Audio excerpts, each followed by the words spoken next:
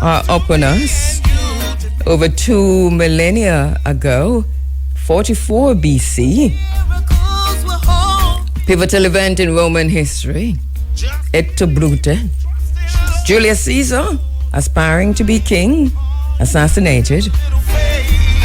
That, of course, accelerated the collapse of the Roman Empire, of the Republic, if you will. History repeating itself. History's mirror reflecting our current state of affairs. Just over 2 weeks ago, and we have been talking about it today, we're gathering momentum in this third World War, World War III. We have been saying in this space, World War III will not be announced. And if this isn't it, I don't know what is. I think regardless of how this ends up, anything that comes after is World War IV. We're seeing carnage, we're seeing destruction, we're seeing the normalization of political violence. And it's all on the back of predictive programming. And in the middle of predictive programming, you can't even find credible sources to tell you what's happening around you if you're not experiencing it yourself. Then it's hardly likely that you're going to find truth. And this is what we are dealing with in what we're calling the post-truth age. It is what it is. The post-truth age, that's been up on us for a while. We are, in the first outing of President Trump, U.S. President Trump, just in the early days of what they're calling Trump 1.0, his first presidency, there was an interview on one of the cable news network channels. I think it might have been CNN. I can't recall. It might have been Fox too. I'm not sure. Anyway, one of his counselors was presented with the truth about a matter. And in her response, she said, well, that might be your truth, but we've got an alternative truth. And the moment she said that, we crossed into a post-truth era. And we are still in that. As a matter of fact, it's been accelerated right now. And as long as we understand that, then we know that we can't get the truth. And believe me, we weren't even getting the truth before from any of these stations that we call mainstream media or legacy media. We weren't getting the truth because to find truth through media, you yourself have to understand, and I think discuss with yourself, have a conversation with yourself about first of all, what truth is, and secondly, the source you're getting this from, because media ownership determines and dictates what you're told. And so you think that, oh wow, this is all objective media, and so they're going to tell me what is true. BBC is going to say what is true. CNN is going to say what is true. Fox News. No.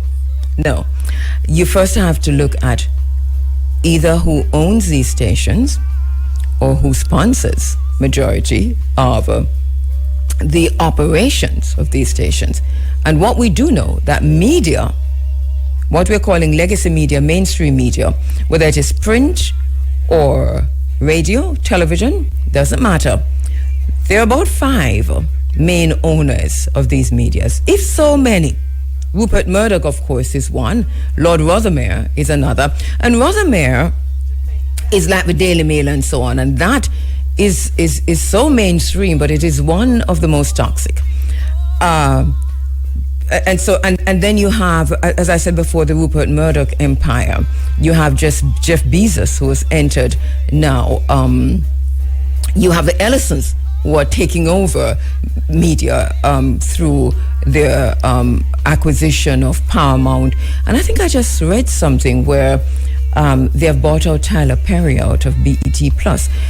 So the media ownership is really small, really central, and they are the same ones who are, if you look at the conglomerate, the media conglomerate, if you look at what they're investing in, what they own, who they're backing, their circles, you'll find it's a very tiny circle. We can almost say the Epstein class, but not necessarily. It's more the Rothschild, Rockefellers, J.P. Morgans, and I dare say the Carneys. I know you think all that about Mark Carney, but Mark Carney's right there with them. And we'll have another conversation about that another time. Well, we have been trying to tell you anyway.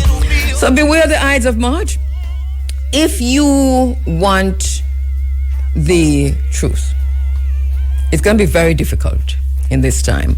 So critical thinking, question the money, question who is telling you, question the sponsorship, question the finances, the economics of it, because everything rests on who owns it, who is funding it. And that goes for every single media operation, whether here in Jamaica or globally. That is the bottom line. So we're seeing this emergent economic crisis. The International Energy Agency have said that this is the greatest energy shock in history. Others have said it is the greatest energy shock since 1973. But the international, the energy agency, have said in history, we see oil prices going all the way up to 100 and kind of creeping back down when some comments were made by Donald Trump. But these are dark times, my love, all around the land where beetles crawl. These are dark times. At about, in just a few minutes, is to draw the line, and we have been, there was no obvious line to draw in 2019, 2020. But we drew it anyway. And I want to go over that and to draw the line from the COVID lockdown to where we are right now. There is a direct line, a direct connection, and what does knowing do? What does knowing do? That is a question. But we're going to draw that line. The war on Iran, the impact on Africa and the Caribbean is by design. And as I've been saying in this space, the old order is not compatible with the new order. And bearing that in mind, and that's a new world order, the new world economic order, the global reset. If you recall, at the beginning of COVID and the COVID lockdown, one of the things that we did in this space for many moons was to talk about the fact that we are in the the beginning of a global reset, phase one of the global reset. And we kind of talked you through the phases as they happened. So we've come through quite a few of the phases. The lockdown was part of that global reset. All the way to the vaccines, part of the global reset, all the way to what we heard from Mark Carney at Davos, part of the global reset. And here we are, part of the global reset. It's a global reset. It's leading to technocracy and transhumanism. And I want to talk you through that because it's very important for us to remind ourselves about where we are on this in the scheme of things, on the scale of things. We saw phase one, right? The emergency powers and suspension of normal governance. And this was the first stage. We saw the rapid introduction of the emergency legal authority. one of the things that came out of that was the Coronavirus Act of 2020, and that granted governments sweeping powers, including restricting our movements, remember that, closing businesses, detaining suspected infected individuals, and bypassing normal regulatory purposes. And we signed off on that. All of us signed off on that. Well, not all of us. All of UNO. UNO, a good word. Remember that. A Bantu word. It means exactly what it says. All of UNO. All right. And then this happened globally, by the way. Then we saw phase 2. Phase 1 was all of that. Governments demonstrating that they could temporarily suspend normal civil liberties in response to a crisis. This is exactly what happened. And this created a legal framework for future emergency governance. Remember, we were telling you that there was no way they're going to pull back on the DRMA. There was no way they were going to pull back on all of the emergency governance structures and systems and policies and protocols that they put in during COVID. These now became permanent. So that was phase 1. Phase 2, between 2020 and 2021, this is a global reset. Between 2020 and 2021, phase 2 was the digital tracking and population data systems. If you recall, the United Kingdom was way out in front of everyone with this. It was frightening. Not only that, we saw this in East Asia, in West Asia. We saw this around the world, and we were buying into this, right? So once movement restrictions were in place, governments introduced mass digital monitoring tools, and we were glad for them. So we had, well, UNO, I have to take myself out of this thing. But pay attention, because I'm taking you through the phases to take us right where we are now. All right. We had the contact tracing smartphone apps. You remember that? That was all over Europe. The contact tracing smartphone apps. We had the NHS COVID-19.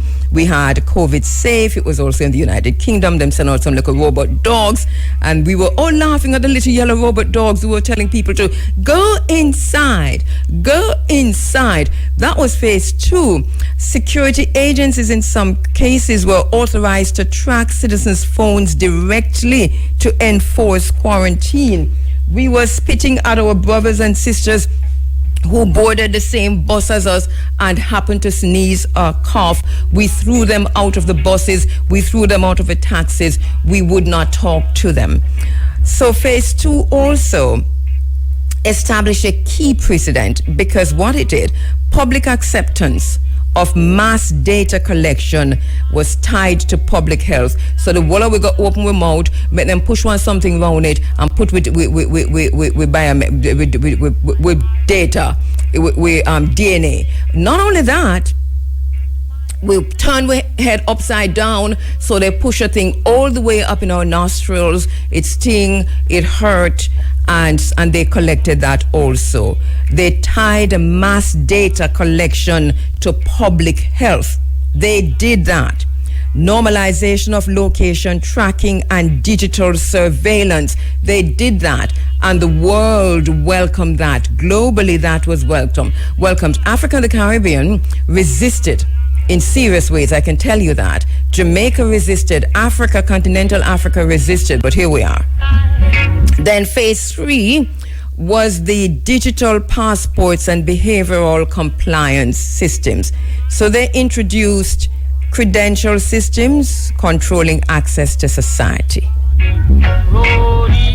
So we saw the vaccine passports. Remember that? We saw the QR code entry systems. We saw health certification for travel, workplaces, and events. Remember that? That was phase 3 of the global reset.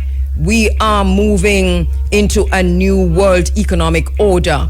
The global reset started the minute they announced that there was a pandemic. All right. So your participation in society in phase 3 could be mediated by a digital credential. This is extremely important because this is where we saw a governance shift. in phase 3. We saw the infrastructure being created for digital identity, for conditional access systems, and for behavioral compliance mechanisms. People were thrown into prison. Doctors and scientists who questioned this were fired, lost their jobs, don't get it back yet. People died. And then phase 4 was institutionalization after they ended the lockdown. Institutionalization after they ended the lockdown. So, when the emergency phase ended, many countries removed restrictions. But as I was saying to you, and as I have said to you, and as I've been telling you since 2019, the systems that were put in place that we just went through, they remained. These systems remained. Some emergency laws were partially retained even after pandemic restrictions were lifted. Governments and institutions then began repurposing pandemic systems for a few things. 1, for broader management. 2, for digital ID programs. 3, for biometric identity verification. 4, for artificial intelligence, AI-driven public services. 5, for digital health records. And here comes Palantir. Here comes Palantir. Let us not forget Palantir. Palantir is critical to all that is happening here. But let us also remember that we spoke about Anthropic just a few weeks ago, I think 2 weeks ago. Let us remember Anthropic. That bomb that killed 180 odd children and teachers and some parents in Iran might have very well been guided by one of these systems, Anthropic or anything from Palantir, because there's some stories there that Palantir is testing. What went on in Gaza, for example? There was a carpet bombing of Gaza. That's still going on. But the testing of this artificially driven weapons, that's still happening. If you recall, in 2023, we did a program where we asked what, with the advent of artificial intelligence or anti-intelligence, what are some of the innovations that we will see that will be disruptive? And one of the things, and my number one, I gave about 5 to 10, and my number one was, I asked you to call in, you gave. I also had a conversation with Big A. But my number one was drone technology. And I said drone technology because at the time it was clear to me that we had drones, and drones were going to be used as weapons. And whether it's suicide drones or any other drones, they were going to be the big thing. And what is happening now in Iran? It is drone technology that is carrying, that is a strength behind the wins we're seeing in Iran. I have to take a quick break, but I do want to tell you about phase 5. Are we at phase 5? Because we have phase 5, we have phase 6, we have phase 7, and we have phase 8 and phase 9. So let me take a quick break and come back to that. My head never swell, my heart never leap, I never have no paper with it, no the wood is so foggy, yeah, can hardly see. Okay, so it's just a bit previous, so let me go to phase 5. You're inside of the Africa Forum. This is Running Africa, and we're drawing a line from the announcement of COVID-19 to the lockdown, to the vaccines, to the introduction of surveillance and data mining of our information and our biology our DNA, etc. We don't even know what that is. There's training AI systems across the world. I don't know what our government signed off on. The government could have signed off on anything. Remember that Depo-Provera is a drug that was tested on Jamaican women for many years without them knowing. Remember that. And remember that when Israel went into Ethiopia during the artificial famine in Ethiopia. Do you remember that famine where they had the song, We Are the World, We Are the People, and the money was supposed to go to Ethiopia? Well, remember that when Israel went into Ethiopia to rescue the Jews of Ethiopia, remember, the original people of Ethiopia are the Jews. Okay? We can have that conversation left, right, and center. So Israel doesn't have credibility as it is today to say or to claim as much as Ethiopia. So when they went into Ethiopia, on Operation Moses, Operation Solomon, there were a few flights from Ethiopia where the Jews, the Beta Israel, there is a name that we call them, but it is, they do not necessarily want us to call them that. But I'll tell you the name so that you know who I'm talking about, the Falashas, right? But that's not a name that we're using in this space. Beta Israel. So when Israel went into Ethiopia to collect, to rescue the Jews, the original Jews, and brought them into Israel, one of the first things they did was to sterilize the women. Google it, because you think it's a conspiracy theory. Google it. They used Depo-Provera, the same drug that was tested on Jamaican women, our mothers, our grandmothers. When the pharmaceutical companies, one of the main ones was Pfizer, developed Depo-Provera, they tested this drug on Jamaican women. They did not know that they were being tested. They did not give consent.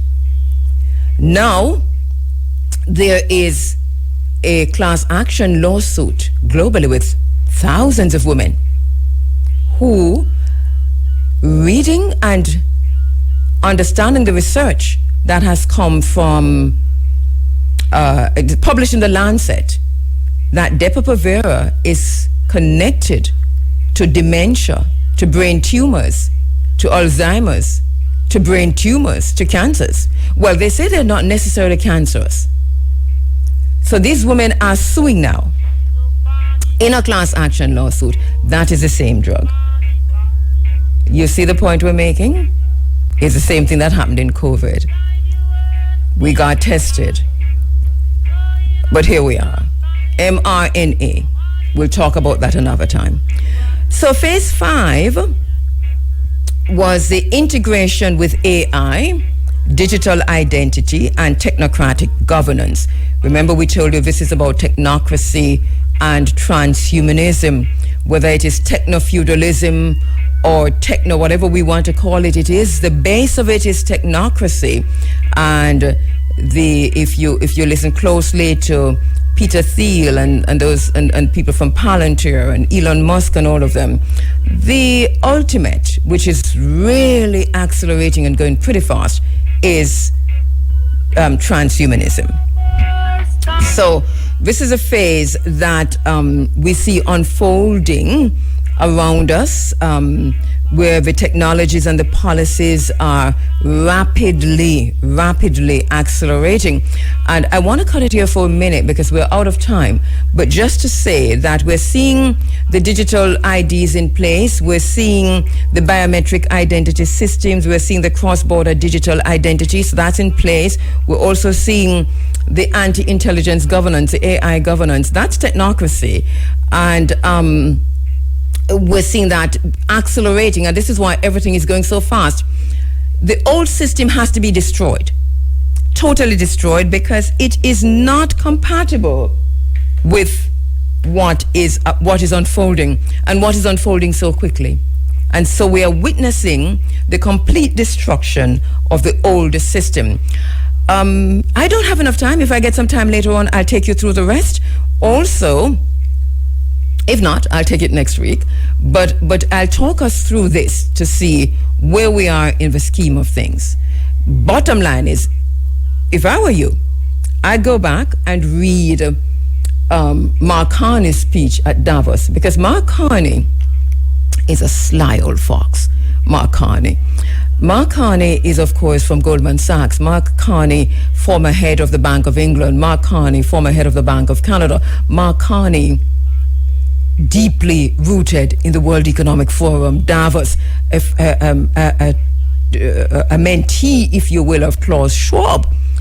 And because he presented such an opposite and different kind of a figure to Donald Trump at Davos, you all stood up, all stood up and applauded him. But Mark Carney told us the truth. That's truth. He said, the rules-based order has ruptured. He said, the new world order is upon us. He said, we knew very well that the rules-based order was a fraud, a fake, and was not working.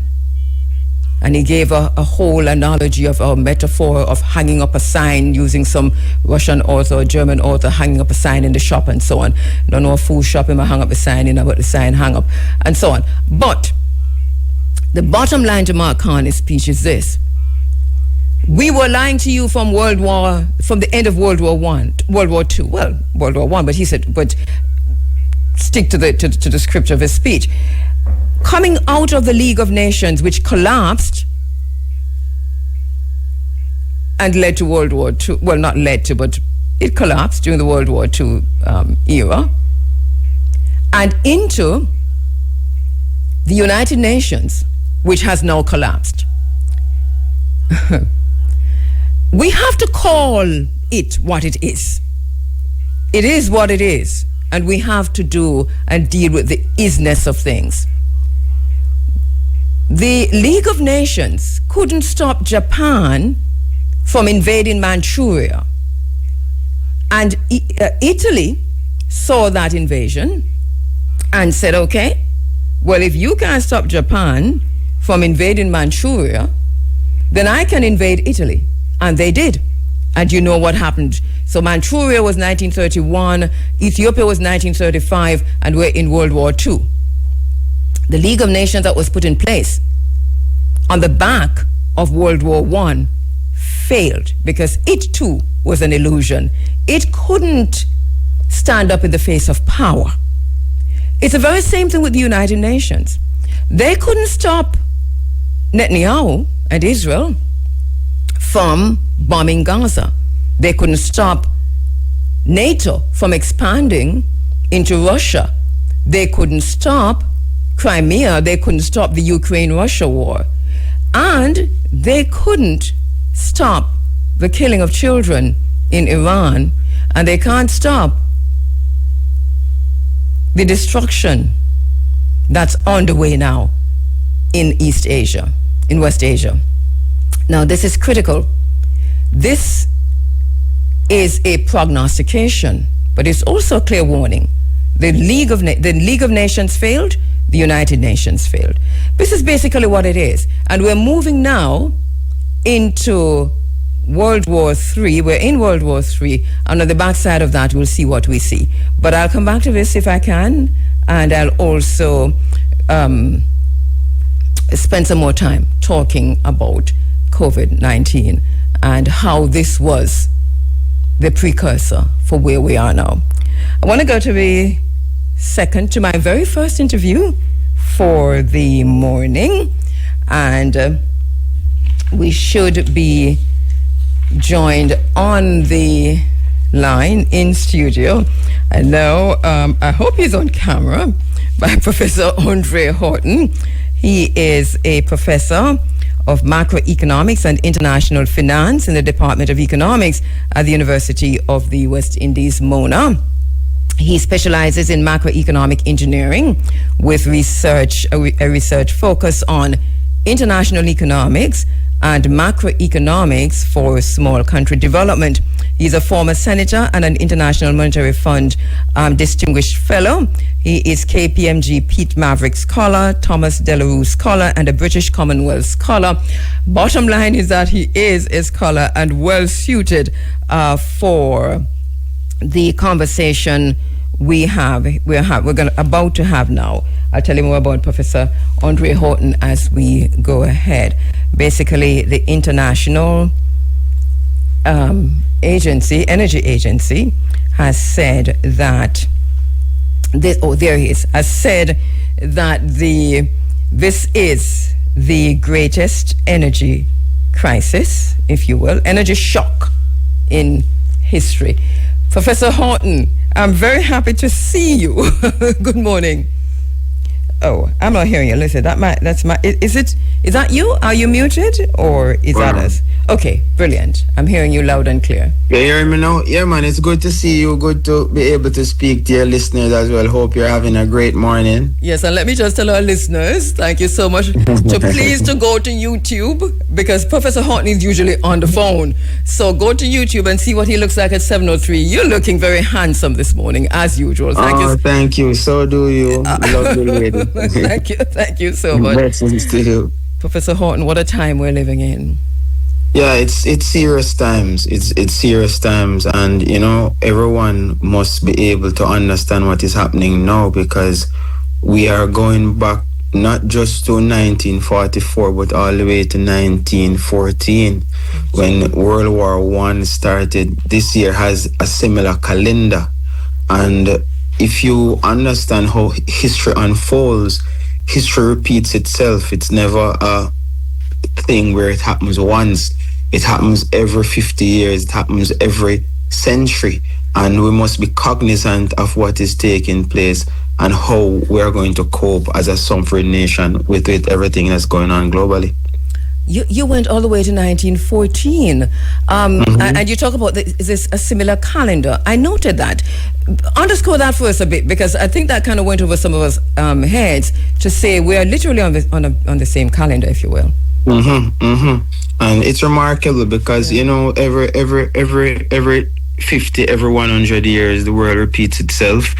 And this calendar is the exact same calendar that was in 1914.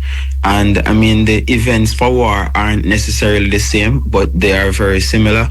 And what is happening is that because Iran is so crucial to the oil basket of many countries, and because the Strait of Hormuz is so crucial to the oil basket of many countries, what is happening now is having spillover effects on a lot of countries who didn't bargain for what is taking place. So for those of us who don't know, the Strait of Hormuz transports between 20 and 25% of the global oil support on a daily basis. It accounts for over 20 million barrels of oil. And what has been happening now since the violence between them and the United States and their neighbors, only a few ships, mainly from China and India, have been allowed to pass through the strait freely. Yeah. A lot of the other ships that the world depends on have been stalled, and that has been having significant implications on the supply of oil, which has been having implications on the price of oil. So to note, yesterday we know that the price of oil has been over $100 a barrel, but yesterday we got news that if this continues, then the price of oil might reach $150 per barrel, and that's profound. We haven't seen oil go past $100 per barrel since 2022, and prior to that we haven't seen oil go to $150 a barrel for a long time. Even in the global financial crisis of 2008, oil didn't reach so far. So, and this is why we're hearing that this is the greatest shock in history. Is it in history? Not 2008. It's for a long time, 1973. Yes, 1973 and 1978. were very pervasive oil price shocks, and those shocks are significant, especially to us, because check this. Coming out of the 1960s, Jamaica had one of the most productive economies. When we started diversifying into tourism, we started diversifying into manufacturing, and we started diversifying into the production of bauxite. And when the first oil price shock hit in the 1970s, oil price jumped up the first time was by 30%, and then it continued to increase gradually and so on. But the importance of that shock is that when Jamaica had an increased oil import bill, we had to figure out how we're going to pay for it, right? Because we need foreign currency to purchase the oil that we need. Now, what normally happens is that we normally sell bauxite, get that revenue, and use that revenue to purchase oil. Now, what Manley did at the time was to increase the price of bauxite to match the increase in the price of oil, so that we don't feel the balance of payments effect. However, at the time, New Zealand emerged as a new bauxite producer. So because, New Zealand is a larger landmass, albeit their bauxite is not of the same quality as ours, but sometime in the global marketplace, they're not just looking at quality, they are looking at price.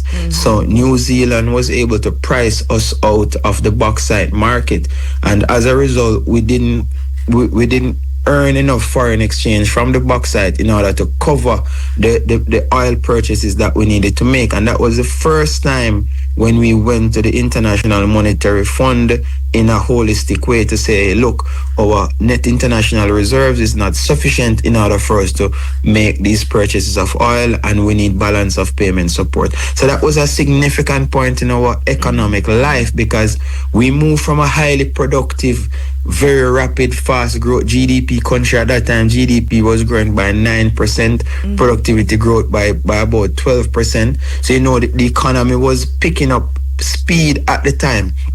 And that oil price shock derailed us, and we haven't recovered since, and that was over 50 years ago. We haven't recovered. No, we haven't over recovered. 50 years ago.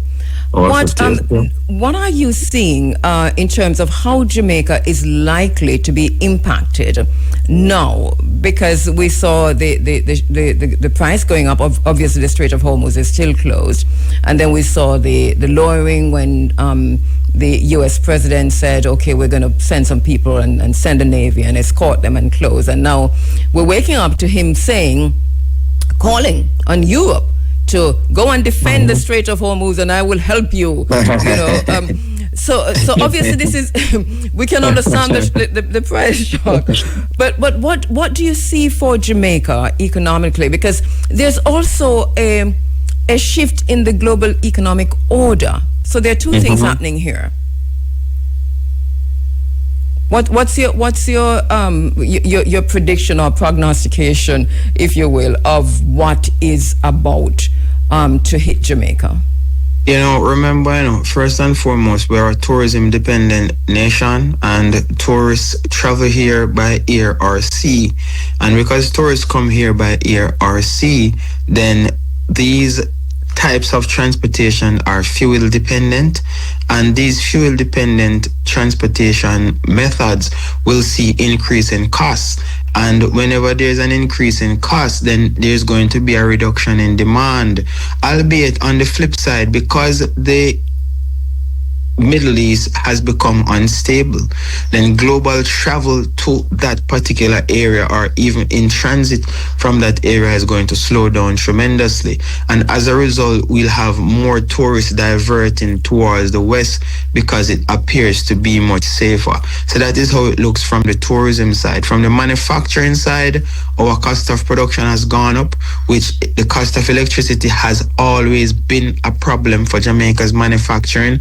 As you know, we charge about 34 cents per kilowatt hour compared to China, 8 cents per kilowatt hour, America, less than 10 cents per kilowatt hour as well.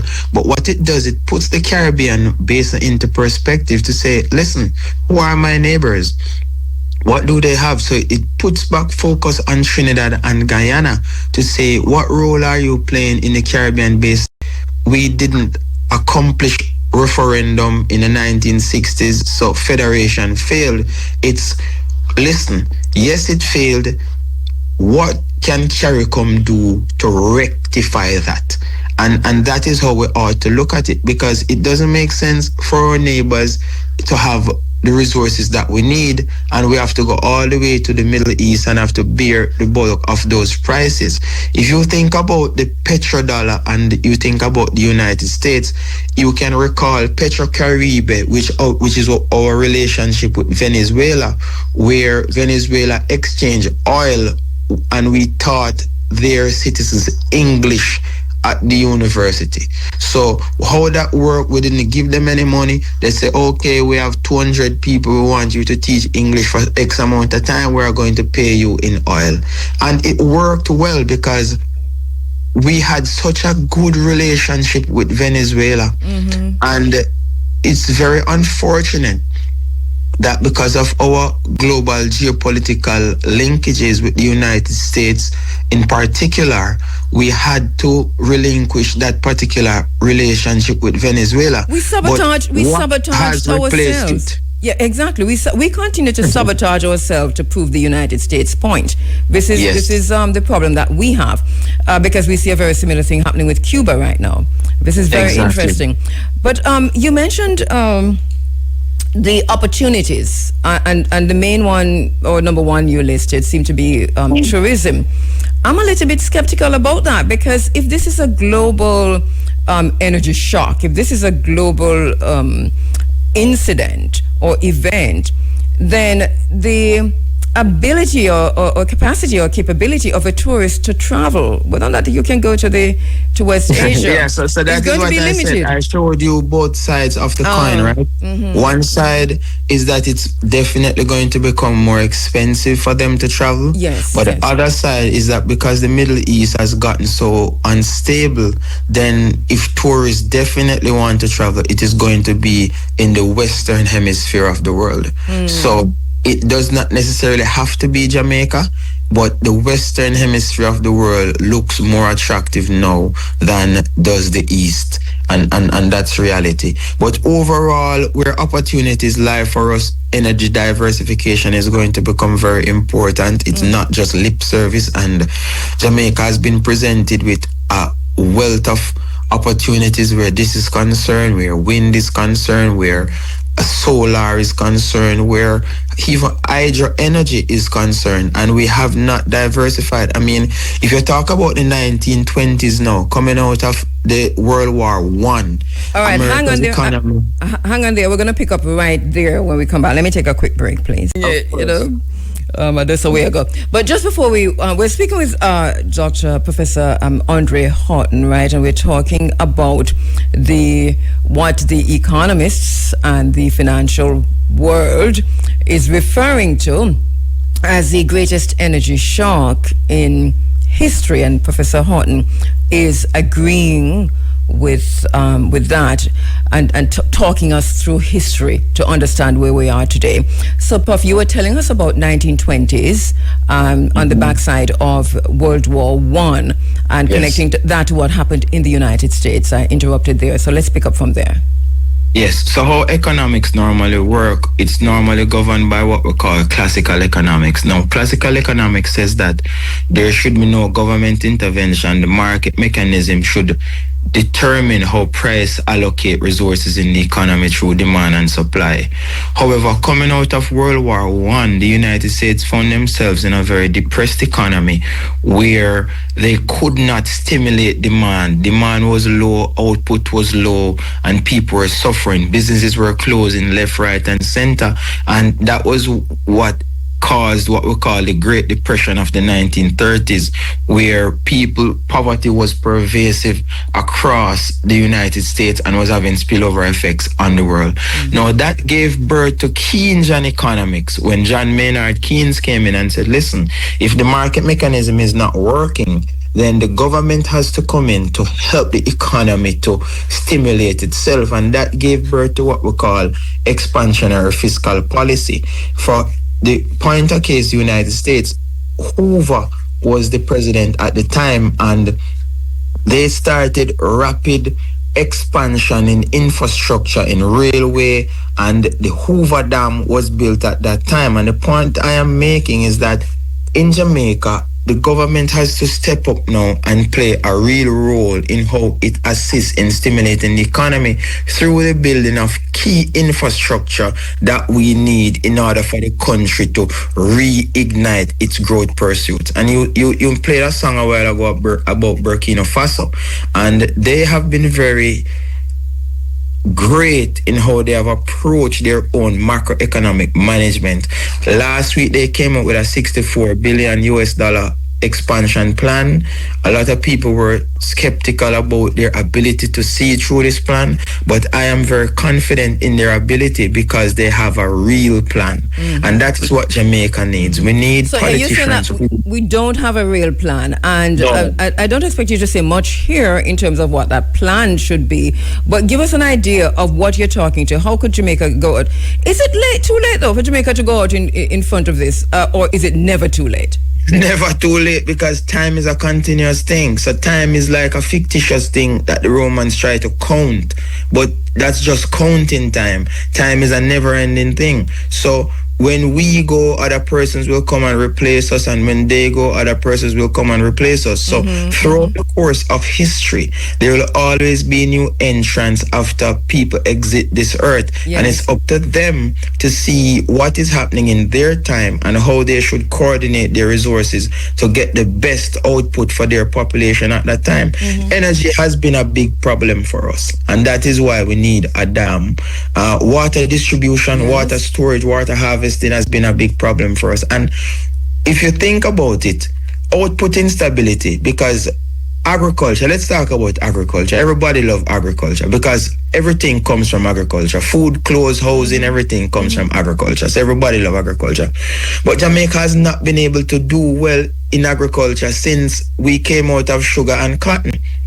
So you notice that when we were slaves, agriculture was done on a large scale basis. So you had 10 sugar farm, 10 cotton farm, and those were the focus of the economy, right? Now, coming out of slavery, what happened was those large farms were fragmented and they were distributed to people in very small portions, but it wasn't done in a coordinated way. For example, I say to you, okay, Kabu, okay, I'm going to give you guys 5 acre, 5 acre, 5 acre, but all of you are going to still produce sugar. At the end of the year, we're going to collect the sugar that the 20 of you produce. We're going to still sell it in the same way so we make the same money. No, it went that you know with your 5 acre, you split it up, give 5 children, each of them have an acre. They themselves now on that acre produce 1/8 of an acre of tomato, 1/8 of an acre of scallion, 1/8 of an acre of onion, and so on and so forth. So the collective economies of scale that we normally benefited from our sale of these agricultural crops to the global economy, albeit England got wealthy off it, etc., etc. And many people say because it was slavery. Yes, it was slavery, but slavery came at a cost because they still had to feed the slaves. It's no different now from the minimum wage that people receive when they go to work. It's the same thing. It's instead of giving them food and shelter, you give them tuppence that even cannot purchase food or shelter. So it's even worse when you look at it. So that's not the excuse. The excuse is how coordinated is our efforts as a collective body. But the question is also why? Because all these years, and we have not managed to at least to innovate where agriculture is concerned.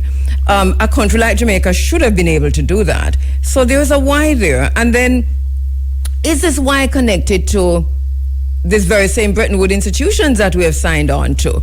Are there, is this deliberate? There has to be something behind. Yeah, man. If you watch a documentary with Michael Witter, Life and Death, and it spoke of our agricultural industries and the sabotage. Stephanie Blank's documentary.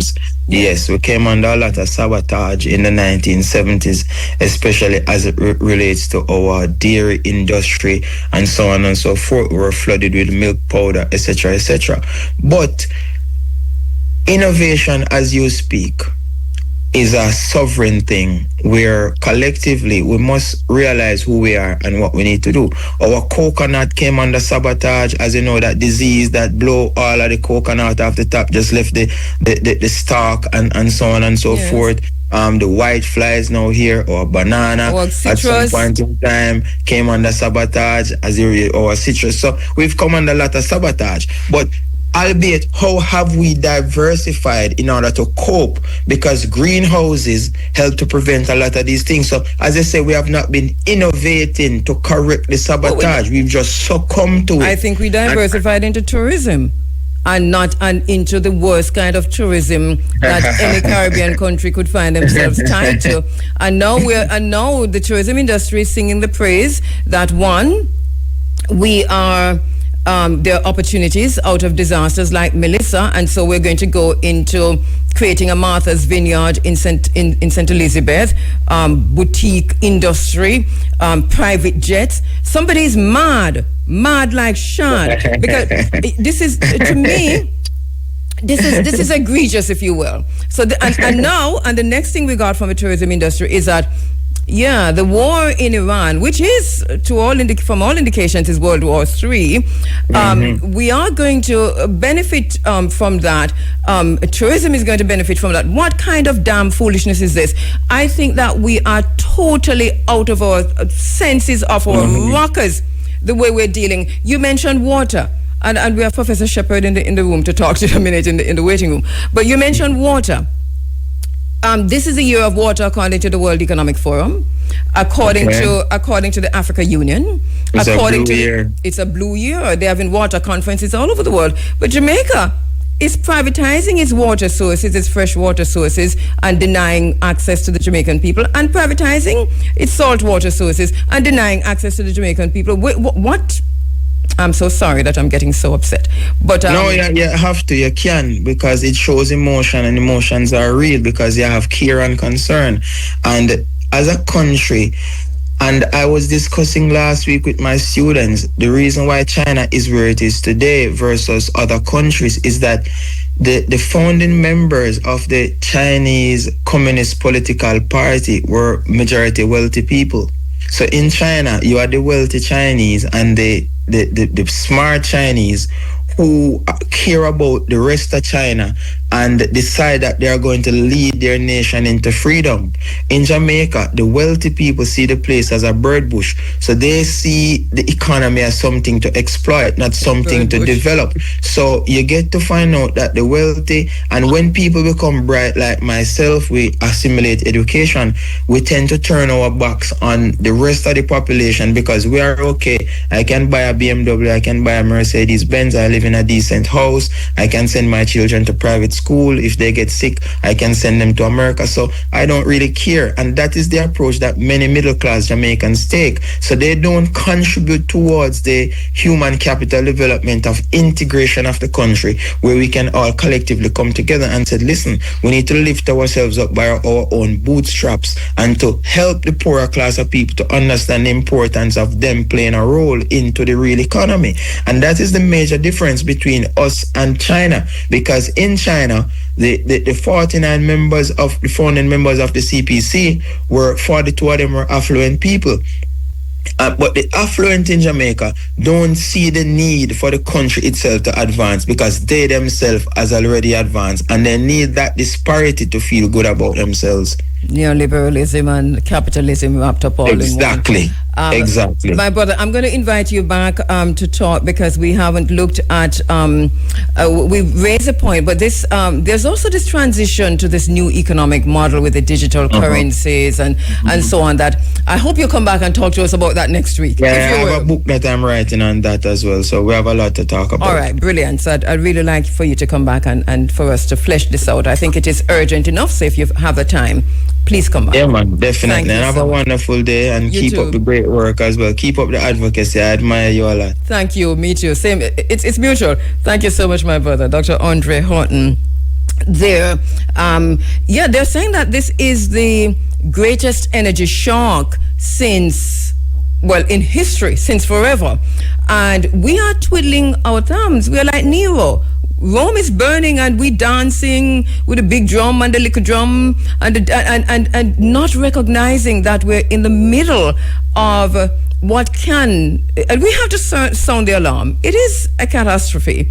If this continues, and by all indications, this don't half ready to done.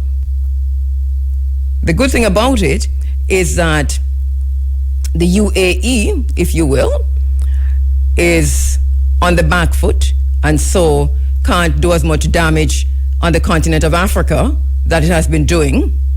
I'm just saying, in Sudan, remember we went through a whole thing showing you how the UAE is everywhere there is so-called civil war and the RSF is being armed on the continent of Africa. In Sudan, the genocide in Sudan, one of the worst genocide perpetrated against the people of Africa, ongoing in Sudan, funded by the UAE.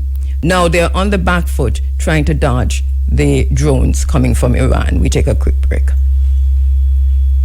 Is my sister, Professor Vereen Shepherd. She's joining us. I know Vereen is up early this morning doing a bit of exercise and so on, but she has taken some time out to just pause and have a conversation with us. We're very happy to have her in the forum. Prof, you there? All right, so I'm not necessarily seeing Professor Shepherd. I'm not hearing her either. So hi, good morning, good morning. Good morning, good morning. I really wanted to see you. I'm here. But there you are. Here. It's your name. Oh, there you are. Hey, Vereen, looking I'm here. Good usual. Morning. Thank you so much for gracing the Africa Forum as you come, as you are. Beautiful. Vereen, I was watching you yesterday. We're watching each other now, aren't we? So I was watching you yesterday on TV. Yes. In Talking History. And a great program. I'd really enjoyed it. And one of the issues that you raised, you've come here to talk about the book launch and your book, right? But I had to go to your program on Nationwide yesterday. A lot of people don't know you're back, so let me just tell our listeners that she's back. You talked about the ongoing event now, which is the Pirates Week in Jamaica. You had two special guests with you talking through that. It kind of was such a sobering conversation, because how can we celebrate pirates here in Jamaica was a question that you raised. But then I got to thinking of Jeffrey Epstein. I said, if we haven't called out in Jamaica at any level Jeffrey Epstein, how are we going to call out? How are we going to even understand, Henry Morgan? And if we haven't called out Henry Morgan and the pirates, how in heaven's name are we going to understand Jeffrey Epstein? This is what I thought about as I listened to you yesterday. Just a quick recap, if you will, Prof, of what the gist of that conversation was with Professor Ahmed and Dr. Pat Green yesterday. Yes. Well, I think the conclusion from all of the discussion yesterday, and by the way, thank you for listening and thank you for giving my program a little big up. Yes, great. I am back because I felt that it was necessary to rejoin the world from my hibernation and enter into some of these conversations to fully support you too in what you do, to bring understanding to our people, because history is still an unknown country in our country. So my conclusion from Ahmed and Pat, both of whom wrote pieces in different newspapers about this when they heard about it, is that there's, as Miss Lou would say, we're a living dichotomy. And while we have Emancipation Day, while we celebrate our heroes and heroines who fought against chattel enslavement and colonialism, we still continue to practice the legacies of colonialism. That was what I got from their conversation, because they were very clear that in a country that boasts about our freedom and anti-colonialism, and a country that celebrates these anniversaries that are so important, we still don't get it. And we are celebrating those who oppressed our ancestors. We are celebrating those who were murderers, those who trafficked our ancestors, those who oppressed enslaved Africans. Yeah. And so I am still in a state of shock. You know, and I remember listening to your program some weeks ago, when you I think last year sometime when you brought it up, you know, and I felt your pain as you walked us through your own views about this. So I don't know what else to say about it. I continue to teach history, to preach anti-colonialism, and to ask our people to live what they say they preach. And as you talk about the, you know, slavery and you know, the legacies of slavery, the book that is about to be published, I think I haven't had a chance to read all of it, but I've been going through. Yes, it's already published. It's already published. It's out and it's going to be launched on Thursday. Looking at gender-based violence, and this is edited by yourself and Dr. Delia Bean. Dr. Delia Bean, yes. Right. Give us a gist, Vereen, of what the book is about, because there are many chapters and they're all relevant. It's such what a work, what a body of work. The scholarship is phenomenal in terms of just looking at gender-based violence from different perspectives across the Caribbean and historically also. Can you give us a nutshell of what it's about, and also to speak specifically to your own chapter, because you've got a very, very critical chapter in the book. Yes, my chapter started the book because we're trying to historicize this phenomenon of gender-based violence. And let me just say that I'm so proud that Dr. Delia Bean asked me to do this with her, because, you know, she was my first PhD student. This is my student, having come into her own and still paying respect to those who, you know, gave her a leg up along the way. So it's not always so. And therefore, I'm really proud of her and her progress. So this is among the first texts, if not the first, in the region to deeply ground modern issues of gender-based violence within a historical lens, using a historical lens, proving that the region's history not only shaped the current reality, but that knowledge of that past is crucial to solving modern problems. So essays in the text also expose the audience to new historical evidence and cases of gender-based violence, which shed light on how modern GBV, as we call it, was inherited and shaped in a colonial framework. So it's a big book, as you said. It's 26 chapters and an epilogue, and we have information on all the authors. People can go and look it up. There's a foreword by the former university director of the Institute for Gender and Development Studies, Professor Diana Fox. So I have an article in it. Delia also has an article in it. And since you talk about my own chapter, what I've tried to do is to show how far back Prof, phenomenon. Let me interrupt you for a minute. Only because let me take a break so that we don't have to break in the middle of that. So let me do no problem. Safe, reliable, great value. Always buy from an authorized IGL dealer. The time by IGL is 14 now, going up to 8 o'clock. Professor Vereen Shepherd is online. Yes, Prof, your chapter in the book. Yes, so my chapter is titled Gender-Based Violence in the Caribbean, Historical Roots, Contemporary Redress. And what I've tried to do is to show how far back we go in terms of gender-based violence, because we go to the period of the indigenous peoples and the violence that descended on them with capture and colonialism. Then we go through the period of slavery to show how people like Thomas Thistlewood, you and I know all about Thomas Thistlewood, who was an enslaver in Western Jamaica, and who left diaries, accounts, evidence of his brutality towards the men and women on the plantation. Because when we talk about gender-based violence, it's not only about the sexual abuse of women by empowered men and not so empowered men sometimes, but about the violence that descend upon us because of our gender, because of our sex. And because of that, we know that men are abused as well, and historically men have been abused. And so what my chapter does is to really look back at some of these stories of, painful acts in our history. Yes. I talk about women like Mary Prince, who was enslaved in the Caribbean and who later was taken by her enslavers to England.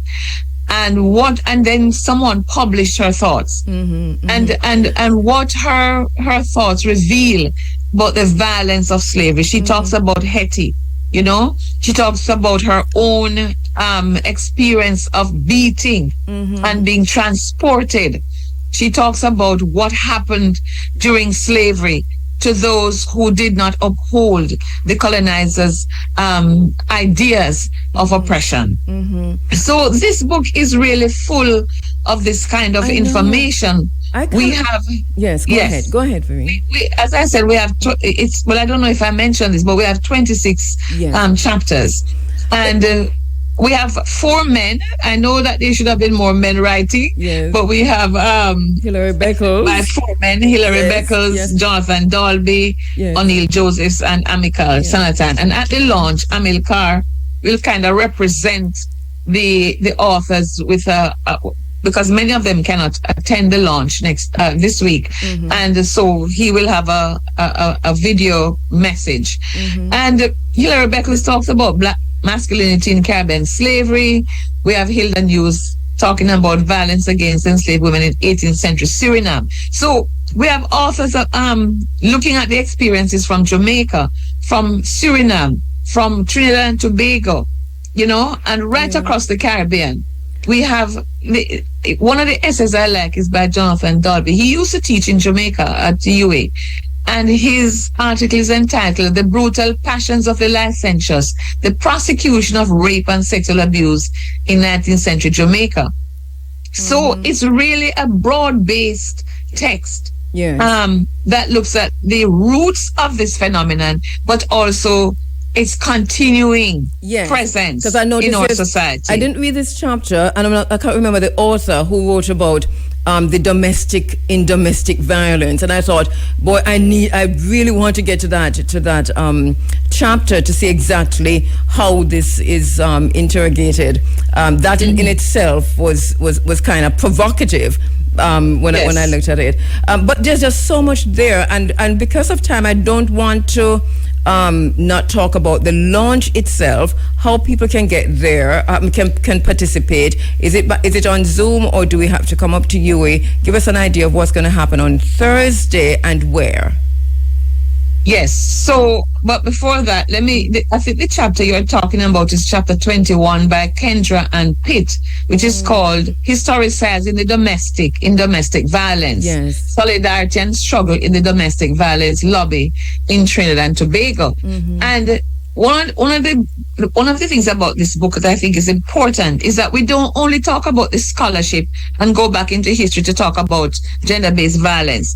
We talk about how it's manifested today, and we talk about why it still is with us. And then we talk about advocacy, because you know that I don't believe in just scholarship for scholarship's sake. I know. Researching for research's sake. Scholar we activist. Have to use it. We should have introduced you right as a scholar activist. As a scholar activist. Yes. And many of these authors in this text are scholar activists because they believe in the power of activism. Yes. And for example, Taitu Heron, who led the Tambourine Army. Remember that march? I was a big part of that. Of course. Yes. And I also walked and my foot nearly drop off. The shock wave was there. This is how how media and activism and academia can really make a difference in Jamaica, because we sent the shockwave into that walk, and the shockwave is IRFM's massive truck for outside broadcast. But I noticed I remember that. Yeah. So some of these women who were on that march have chapters in this book. I see Judith and Wedderburn. We focus on activism. Yes, Judith Wedderburn is here. Judith Wedderburn, Lynette Vassell. These are the pioneers of our struggle. These are women who were not afraid to stand up. True. And when it was not popular, they were writing about gender and about women in Caribbean history, about the relationships of men and women, about the roots of this, because we need to talk about power dynamics and the hegemonic masculinity. So all of that is explained in the book. But it will be at 5:30 this Thursday, March 19, at the University of the West Indies, not the Mona campus, but at the regional headquarters where the Vice Chancellor sits, you know? So as they come to on Mona Road, instead of turning to go to the Mona campus, they turn right into the regional headquarters. And it starts at 5:30, I said. So it's a very important book.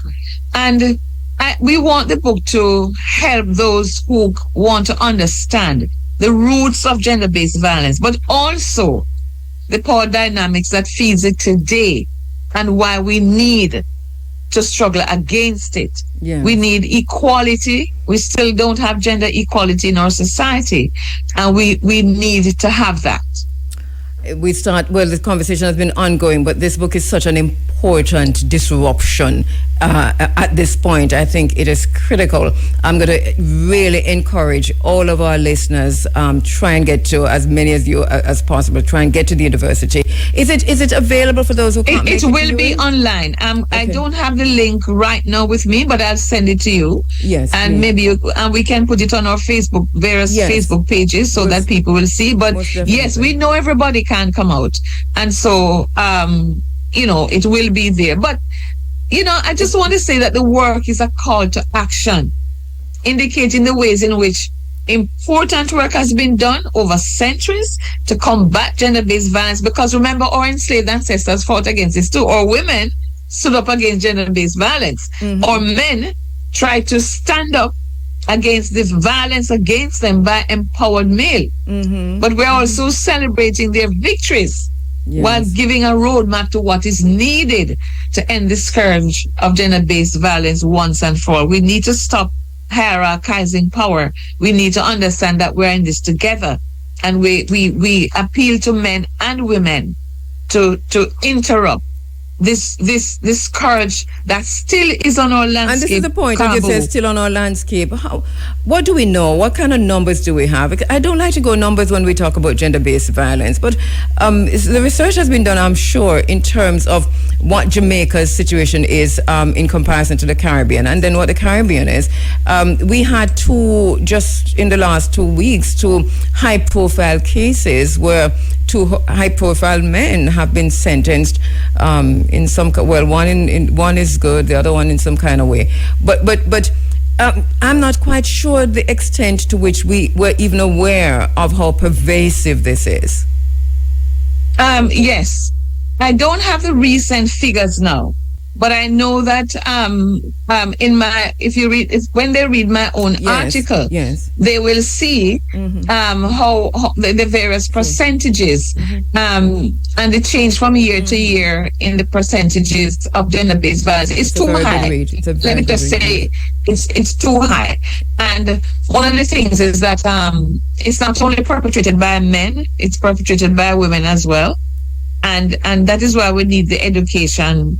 There are quite a few students in the Institute for Gender and Development Studies now studying this. But when I was the director of the IGDS, I absolutely saw how this affects our society, because I was looking at the ways in which we did a study on the dropout rate at schools. And realized that one of the reasons that boys are dropping out in excess of women. Women stay in school and they use that for upward social mobility. And then they get the jobs and then they're earning okay. And then there's this view that because we still have a lingering ideology that men should be head of the household and men should be the income earners and men should look about women and all of that. That has been changing, and that has been changing for some time. And so when some men feel as if they're not economically in charge, not economically empowered, then it comes out in violence against women. And so there needs to be a more gender understanding across between men and women, so that they understand that it's okay if the women are earning more than you are earning. It doesn't mean that we should. But yes. Prof, don't we have to contextualize that in the psychology of which is the personality disorders, if you will, whether it is narcissism, because that is a very serious one. This is where people usually feel that way when, you know, a Yes. woman is earning more, or whether you're a sociopath. It seems to me as if this is critical to understanding gender-based violence, you know. Yes, this narcissistic it is personality critical. disorder.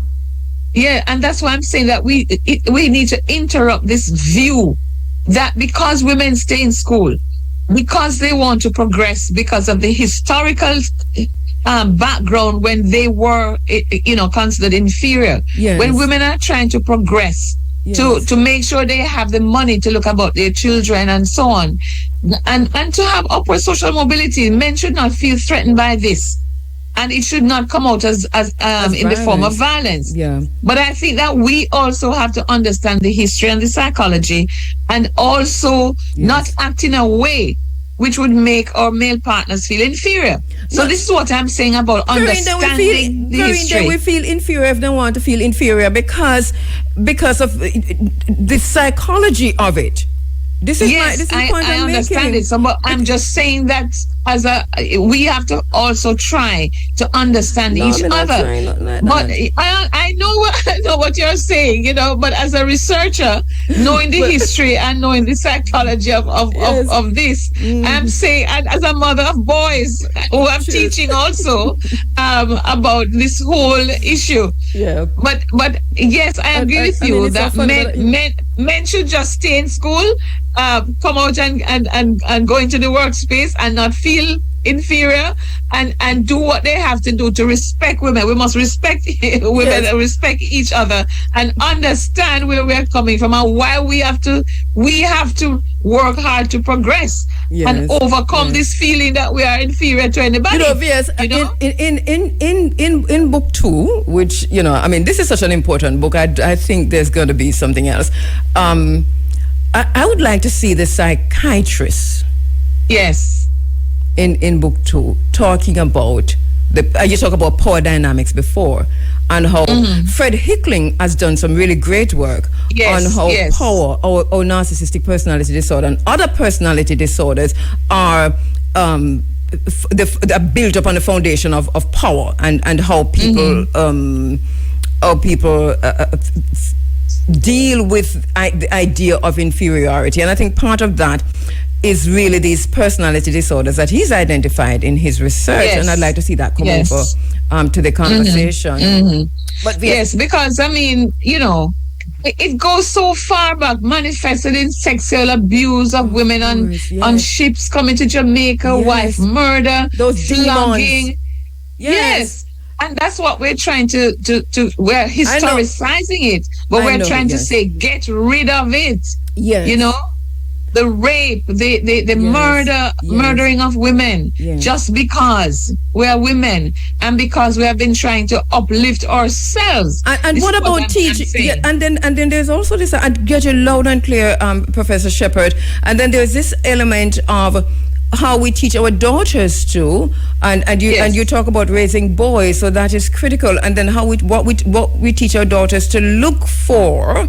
In terms of, you know, we say red flag and that's not enough, but these personality disorders that will hit you or kill you, they're very similar in terms of how they manifest, and I think that we learn this and teach our daughters this too. I think there's so much to gain from this book. Yes, that is because be phenomenal. what I try to do in my chapter is to show the various ways in which this is manifested: domestic violence, sexual harassment, rape, sexual conflict and harmful customary or traditional practices. For example, forced marriage and honor crimes, trafficking in women, forced prostitution, violations of human rights in armed conflict, forced sterilization, forced abortion, coercive use of contraceptives, female infanticide, prenatal sex selection. All of these are manifested in our society, and not just in our society, globally. Pervasive. And so, you know, you mentioned the psychological violence. Yes, physical, sexual, and psychological violence, including battering, sexual exploitation, and all of that. And our history is full of them. Yes. But I'm saying move away. If we move away from the history, but understand the roots of it, you know, but understanding that today we must try to fight against the sexism, the power, and the hegemonic masculinity combined with notions of a gender, class, and race hierarchy. And we can't ignore religious. We don't like to talk about it, but we have religious orthodoxy. People believe strictly in what some of the pastors teach them about, hegemonic masculinity. Exactly. So we have to move away from that as well. We need more time, you know, more women in the church than men, and the role of women in propping these men up when they're in their narcissistic ropes. Vereen, I really want to invite you back. So we can have when I'm finished reading the text, because I'm not finished, and then all some of the other. Yes, it's a big book to read, so yes. I don't blame you for not having been able to get through it. But I'm just saying that we have a lot of information on this phenomenon, and as people read this book, you know, I think greater understanding. They will have greater understanding because the chapters are really, really important. The broad-based issues that come up from right across the Caribbean and beyond. And so I urge the schools, the colleges, you know, to use this book. Gender-based violence in the Caribbean, historical roots, contemporary continuities. That's the title. The full title. Where is it available? The University of the West Indies Press published it. So the UA Press on the university campus. And, sadly, Kabu, we don't have as many bookshops as we used to. I know. You know? Yeah. And this is an issue. Anti-intelligence is taking over. And what I realize is that you mentioned the statistics, because recent global prevalence figures indicate that 35% of women worldwide have experienced either intimate partner violence or non-partner sexual violence in their lifetime. And globally, as many as 38% of murders of women are committed by an intimate partner. So, and I'm sure since I wrote this, the statistics have gone up. I'm sure. Rather than down. Sure. And therefore, until we understand the roots of it and try to understand what it means, the impact it has on our society, we will continue to perpetuate this Vereen, type of violence. Vereen, thank you so much for the work you do, for the work you continue to do, for your passion and your commitment and your activism as a scholar. Thank you so much. Thank you very much for having me, and I look forward to seeing you at the launch and all our friends. Most definitely on Thursday at UA. Thank Thursday, you so much. 5:30. Yes. All right. Thank you so much. Take care. Yes. Bye. You too. Tribute to one of our colleagues who has passed, a very good friend, my dearest friend and colleague. We've worked together for so many years. Also a very good friend of the brother who's coming on now. He's coming on to talk about the MAGA moment in Black America and the MAGA moment. But we're going to take some time and take this time with Ras Jomo to talk about Joy Morgan. Joy Morgan, you know her very well. She has been a broadcast assistant and a producer on this program for many years. She came to IRIE FM in the early 1990s. I think around 96, possibly 95. She came from JBC, and I think at the minute that JBC was absorbed by the RJR group, that she came to, I think, first to ZIP and then to IRIE FM. She worked in IRFM in the traffic department, that is the traffic accounting department. A lot of people don't understand when we say traffic department because you think it has to do with motor vehicles, but it has to do with commercials, with radio ads, with everything that goes on the programming log. And she was one of those persons who helped to define and redefine over time what IRFM's programming log looked like in terms of IRFM as a young station. So she came in pretty early when all of this was being computerized as opposed to digitized, right? Computerized. She came in pretty early and worked 24/7 with skeletal team. She used to sleep here in the traffic department on the floor. They have beds, they have sheets, they have covers. Just a skeletal group. And she, in terms of what the log became, what the programming log became, because when we started, we were literally doing things analog, literally by hand. And then when Joy Morgan came, with the knowledge she came with from JBC, she was able to kind of guide the process, and then later on further guided the process when we were now internationalizing the traffic department, that is to say, tapping into the best practices from Europe and the United States and North America and so on. She was also the one who guided that process. And so she was in the traffic department for many moons, just guiding that process and bringing the programming log to what we have now. A lot of people who even work here now probably don't even know the extent to which what we have now was set by Joy Morgan in the early days. Later on, and I'm not quite sure if Ras Jomo is in the room with me yet, but later on, when I think it was 96, late 96, she came to the programming department, Madam I learn and to be guided. So she started as a broadcast assistant, and then later on as a producer, and then as a senior producer.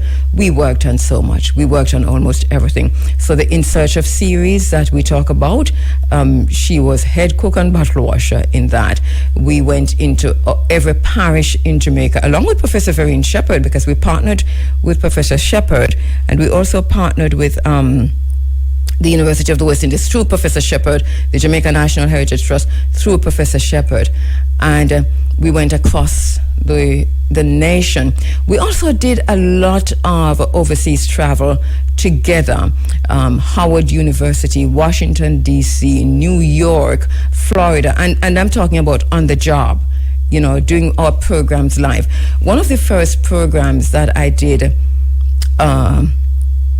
driving, we were broadcasting from the Smithsonian, and we're going to leave the Smithsonian. This program from the Smithsonian to the 12 Tribes of Israel headquarters in DC. In DC, and Nicholas Evans was there, Joy, myself, and the conversation we had was, could we?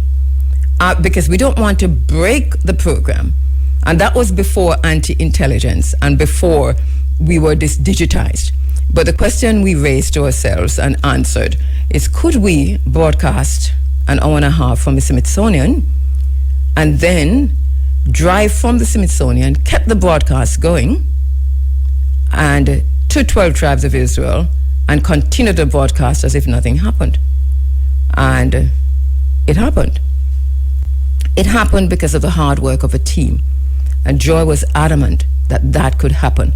Nicholas will remember that we did that. And that's just one. I remember we were broadcasting from Howard University. We had gone there.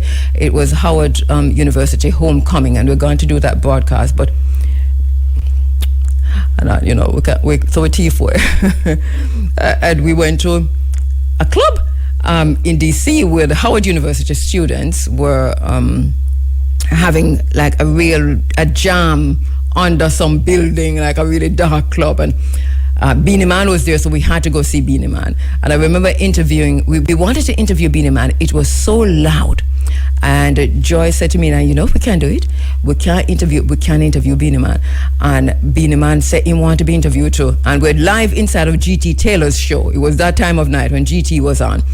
And Joy arranged it somehow that after we'd go shop the day before to find out what we was going to wear to this party. And so, you know, it was spiffy, I'm telling you, literally. And so I remember being and grab my hand and he said, yes, we can do this. And Joy said, yeah, man, we could find a quiet place. And between Joy and Beanie Man, we found a bathroom. And I remember saying to GT, he said, GT, the place is so noisy. We are now broadcasting live from the bathroom of this nightclub. It was, I remember it's a bathroom. It wasn't a bathroom, it was a toilet.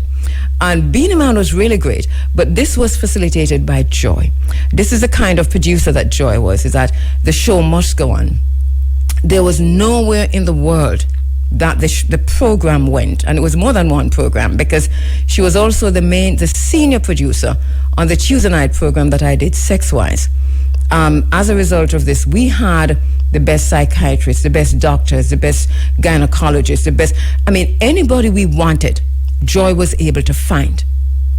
I remember in the early days when we were doing our training with her, I said to her, Joy, I know people talk about 3 degrees of separation, but for me as a journalist, I think there's only one.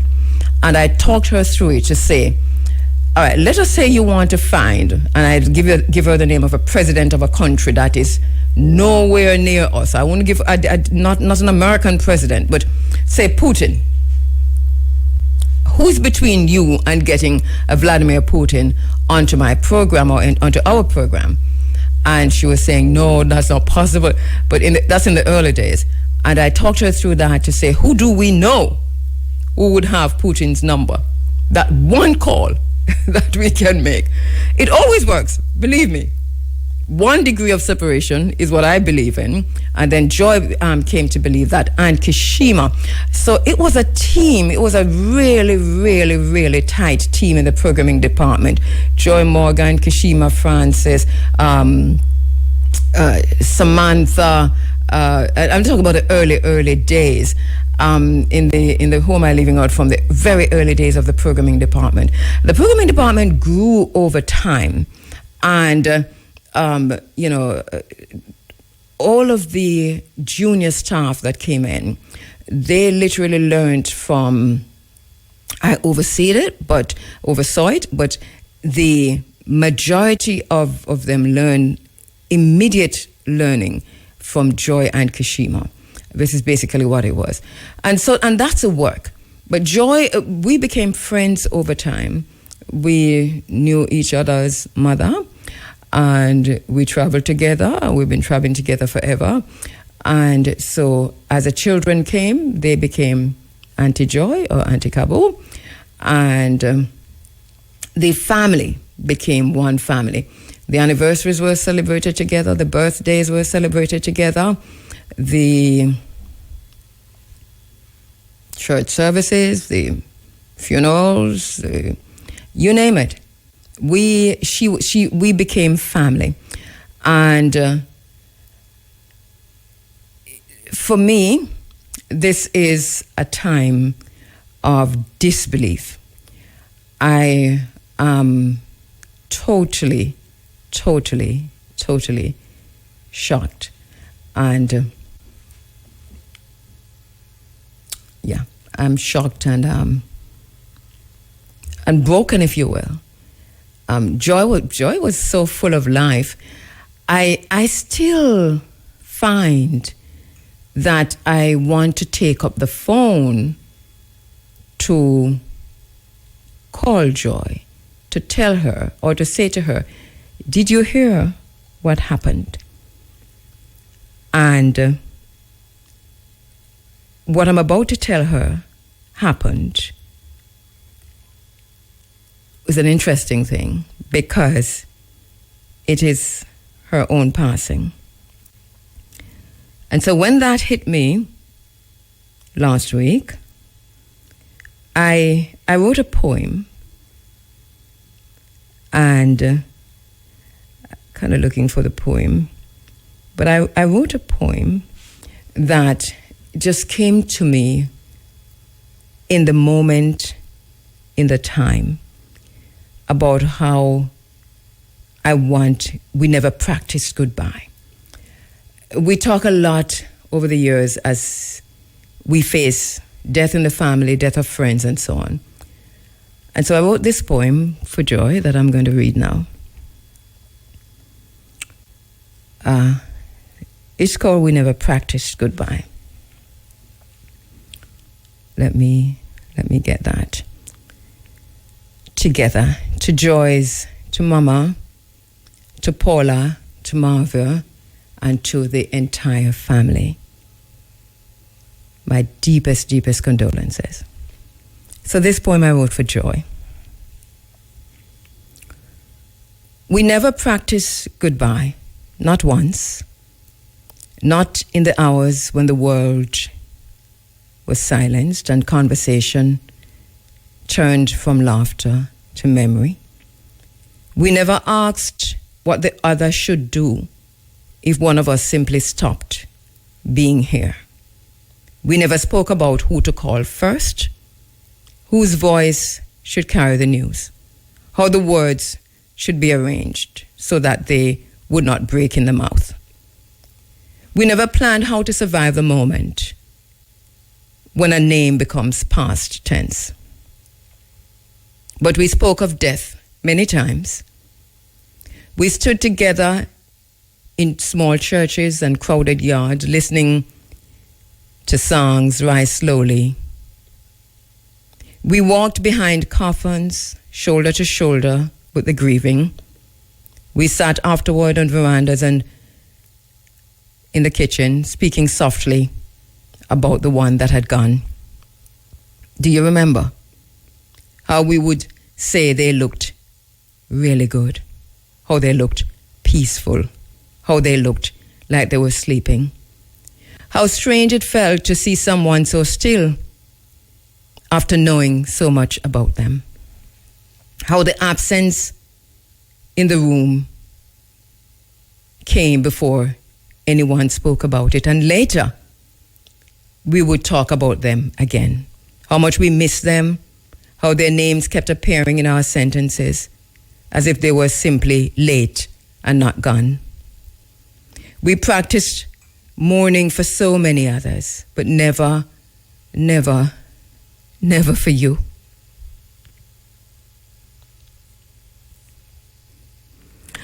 No moments when I reach for the phone without thinking. A small piece of news, a passing thought, something only you would understand. And the first instinct is still to call you and say, did you hear the news? Then the strange truth settles in my heart. The news is about you. You were supposed to be there after the funeral, sitting beside us with that patient understanding that always made grieving feel less hard to bear. You were supposed to say what you always said. We will miss them, yes, but we then had a good life. Now the silence has your name in it, and we're left holding a conversation that cannot be finished, and still we're speaking about you in memory, in the spaces between the days, in the quiet moments when the world slows enough for love to be heard again. We never practice goodbye, Joy, but if love has any power beyond death and bone, then know this. You are still spoken of the way we used to speak of those we lost, with tenderness, with disbelief, and with gratitude, and with that same old sentence we said so many times before, how much we miss you. And I see my brother has come into the room. He is here to talk about something completely different, but here he is. And it's turned out this way. Ras Joma, my brother. Yes.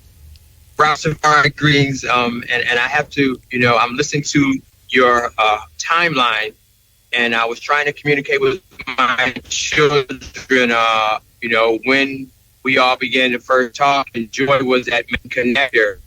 And as I thought about it, it's probably around 20 years. So I guess subtract 20 from where we are now.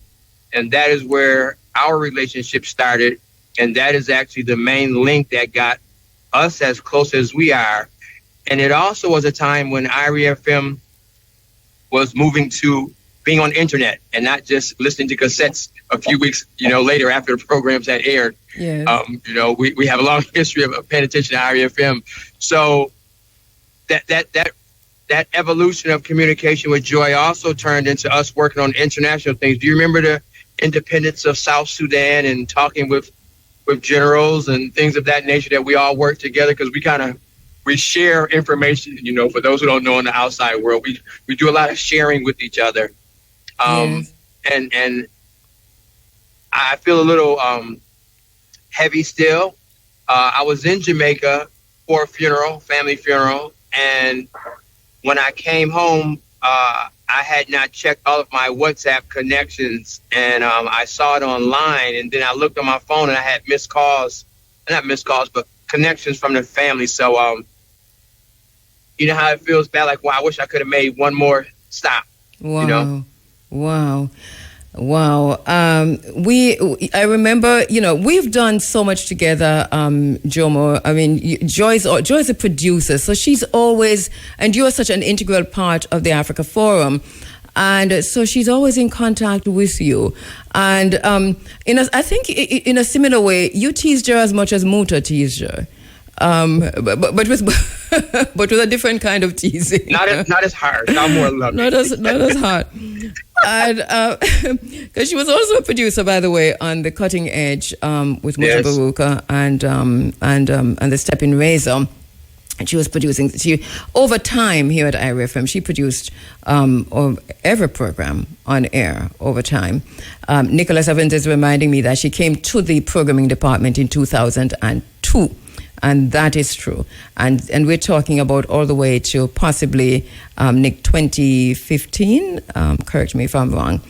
But so she's an integral part of the very foundation of IRIE FM. You also dealt with her, obviously becoming great friends, but as a producer. Tell us about that whole relationship with Joy, who is the one who would normally call you and say, you have to be on the show. Behave yourself. Well, it was an instruction, and usually whether we were away or whether I was there live, just the communications, even I guess setting up our relationships with live broadcasts from Rebel Salute and all the different things that we do, like I said, whether scheduled or non-scheduled, and even work with other artists, but the kindness, the joy, the literal joy, and then also outside of the professionalism, someone who's actually current in history, culture, news, so that it made everything more pleasant because all of our hearts and minds were in the same place, and they remained in the same place even after her not being at IRIE. So, the story doesn't stop. The relationship, the energies keep going, right? It does. And it does. Yeah. So I want to thank you so much. You came to talk about something else, but the ancestors would have it that we are talking about Joy. And I want to invite you again next week to come back to talk about Black America and the MAGA moment, only because we have 3 minutes left before we go to the Supreme Ventures draw. So I hope that you're okay with what the ancestors led us to do this morning. Yes. Yeah. And I think it stays and it remains contextualized as all things with everything that you've been talking about on the show, from tourism to Jamaica to Dr. Shepard. Something is happening where Black people don't hold on to our own memory and what happened to us in particular, and we can lose bearings. We don't need to get so comfortable that we lose reference of who we are, because in critical times, it might be hard to amass our best energies if we don't remember our history. And I think that that's one of the main attractions to your international institution and the necessity for that continuum, in all forms, arts, culture, travel, tourism. We have to be mindful of who we are at every stage and who we are all over this planet. You're so right about that. We got a lot of challenges. Yeah. Yes, you're so right about that. Listen, my brother, thank you so much. You're well known to the IRFM listenership and also to our Africa Forum family. So no great introduction, but you are a radio broadcast. You're a DJ. You're a presenter in Buffalo. I said Baltimore on my social media because that's where we meet in Baltimore. Sometimes we meet in Baltimore when y'all running around the country. Baltimore, Nina Simone kind of situation. Last time we met, where were we? It was DC? Baltimore. DC and Baltimore. In Baltimore, we did the show yes. year. So, we always woke up in Baltimore. I think that's where you are. And, and we spent so much time there with Joy over the years, and we're always in DC. We went to we've been to the Howard University homecoming quite a few times, and we never missed the party. Even if I don't want to go, we have to go shopping, go buy clothes, we go party. That was Joy. And we usually party until morning. It is what it is. Here we are. Jomo, thank you so much, my brother, for helping us. Keep the joy. To remember keep the joy. Hold the joy. We'll keep the joy. We'll keep the joy. All right. Just standing by now for the Supreme Ventures draw. That's coming up at 8:30. We are going to be talking to Professor Horace Campbell in the next segment of the program because we're looking at what's happening around us. And one of the things we want to spend some time looking at is the empire of the United States. Talk about the dollar and de-dollarization, if you will. When we lose our African connection, we lose our world connection. When we disconnect ourselves from Africa, we cease to be a world people. Without the African connection, we are a disjointed people, begging for the entry into somebody else's house. All right, my very special guest is online, Professor Horace Campbell. Professor Campbell was with us last week. He is back with us this week. He is a peace and social justice activist. He's also a professor of African American Studies and Political Science at Syracuse University and a chairperson of the Global Pan-African Movement, North American Chapter. He's the author of Global NATO and the Catastrophic Failure in Libya, Monthly Review, Press 2013. Please get that book, Global NATO and the Catastrophic Failure in Libya. If you haven't yet, we've been reading it in the Running African Book Club. Professor Horace Campbell is joining us again. Thank you so much, Prof, for coming back once again inside of the Africa Forum, Akwaba. Thank you, Kabo. Greetings to everybody, everywhere. I think from your announcement, it is clear that the reach of IRFM is now global, so we can greet people in all parts of the world. 7 continents. Continue to greet our brothers and sisters right there in Jamaica as we wake up this morning to another week of warfare and destruction against the people of West Asia. And I want you to put this in context for us, Prof, because we have been talking about this. We've been listening to the different legacy media, mainstream media. If you listen to mainstream media, you're more dunce than when you turn on the TV or the radio. We try to search out the information as much as we can on YouTube and the digital platforms. That is not so much of a struggle, but it's there. But I want you to put this war in context for us. The current confrontation that we're seeing, the attack on Iran, the U.S. has not been able to tell us why it's gone there. Israel, we can just guess as to why they're there. But one of the things that you have said, that this is a desperate, and you said this last week, reaction of an empire trying to slow its own decline. Let's start there. Very, very, very much so. Not only an empire trying to slow its decline, but an empire that is in a society where there is total disregard for human life, for the well-being of the environment, and for basic laws of dignity of human beings. The fact is that the present hostilities being waged against the people of Iran, and which is affecting the people of all the societies West Asia, is actually unprecedented in its scope, because the present leadership of the United States of America has said that they're waging war without apology, without hesitation or mercy.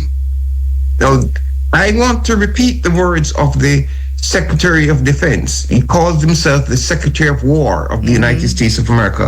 Without apology, without hesitation, or without mercy. No, that is the language of war crimes. It is the language of war crimes in a condition where there is a war that has no basis in international law. It is not a war for self-defense. And as you stated, the government, the leaders, the military authorities in the United States have not given a justification for this war against the people of Iran. The nature of this war is one that is killing citizens indiscriminately. And the first day of the war, we saw more than 150 school children being killed in Iran. And we've seen that in Lebanon. 1 million persons have been displaced, with thousands being killed. Why is the United States and Israel carrying out a war that does not have the sanction of international law, and a war which, under the laws of the United Nations, the United States could be held accountable? The reason the United States is abrogating international law is because of the recklessness of the current leadership of the United States of America. The recklessness stems from the fact that the present leadership that has called out thousands and thousands of troops called ICE, Immigration, Customs and Enforcement, against the people of the United States of America, a government that is oppressing its own people by surveillance and arrest, but a government that is at the same time declaring that it can occupy and take over countries. It can take over the Panama Canal. It can take over Greenland. It can take over Canada. A government that sent its military forces into Venezuela to kidnap the leader of Venezuela and his wife. Why are they doing this? And as we've written into Pambazuka, the United States of America operated with the dollar as a currency of world trade for the past 80 years, since 1944, since the Bretton Woods Agreement in 1944, when the world agreed that the United States currency, the dollar, would be the currency of world trade, and the United States would back up the dollar by having 1 ounce of gold for $35. At that time, the price, but since 1991, at the end of this so-called Cold War, the Europeans set out to establish the euro. The countries of the third world, especially the countries in ASEAN country, the Association of Southeast Asian Nations, after the 1997 crisis, sought to protect themselves from the IMF strictures. And since 2000, China has recovered as a major source of the international economy. In this context, the United States has depended on its military to secure its position in the world, what we have written and called the military management of the international system. So that the dollar as the currency of world trade now depends on the United States military. Finish your sentence, your thought. I'm going to take a break. Let me just finish this point. Yes. To the point now where, as we speak, the dollar is $5,000 to the ounce of gold in a situation where the United States debt is $38 trillion. This means that many countries in the world are trying to get out of the control of the United States, who use the indexing of the price of oil in dollars to be able to ensure that the United States dollar remains the currency of world trade. Russia, Iran, Venezuela were three countries that joined up with China to set up what is called the Petro-Yuan, which is a new international trading system. Now, Russia, they put sanctions against. Venezuela, they went and seized Venezuelan oil, and they're moving to destroy Iran. Mm-hmm. The United States, in its inability to compete in the new multipolar world, is using its military to destroy countries, as they're trying to do with Iran, to seize resources, as they've done in Venezuela, and seize resources as they've done in Libya. So the future of the world is based on the United States using its military power to seize resources to remain the dominant economic power in the world. Hold that thought for me, Prof. Let me take a quick break. I'll be right back. Horace Campbell is on the line with us. We're talking about the American empire in decline and the war on Iran.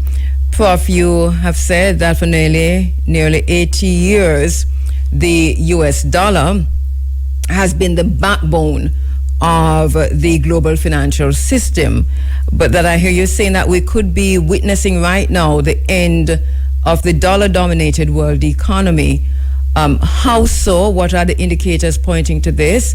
And what are we seeing that is already telling us that this is exactly where we are? Well, I would not use the strong word as the end, because the present moment, there is no competitor for the dollar as a currency of international trade. I would say the decline. That is, there are countries seeking alternatives to the dollar because the United States has used the dollar as a weapon, what they call the weaponization of the dollar. And the main instrument for this weaponization is the United States Treasury and OFAC. And that is what they've used against Iran since 1979 with sanctions. They've used against Libya, against North Korea, against China, against Russia. Now, the use of sanctions and weaponization of the dollar, as we've discussed last week, sanctions against the people of Cuba, are not used for economic reasons. They're used for political reasons. In the case of Cuba, as we discussed last week, the Cuban society wanted to develop a place where the needs of citizens for health, food, and social well-being came before profits. And the United States considered this a threat. When Libya considered using its resources to back up the African currency to get out of the dollar-dominated international financial system, the United States bombed and destroyed Libya. Yes. And so what we're seeing in the entire international system is that societies such as China, Brazil, Russia, India have sought to develop an alternative, which was called BRICS, the Brazil, Russia, India, China, South Africa, to develop a trading system. And BRICS now has close to 12 countries that are members of BRICS. So there is an alternative trading economic system that is developing. But the dollar has declined from, say, 30 years ago. 70% of the trade in international goods being traded through the dollar to today, where it is 57%. And in that condition of the decline, the United States sees the writing on the wall and is using military power to make up for economic power.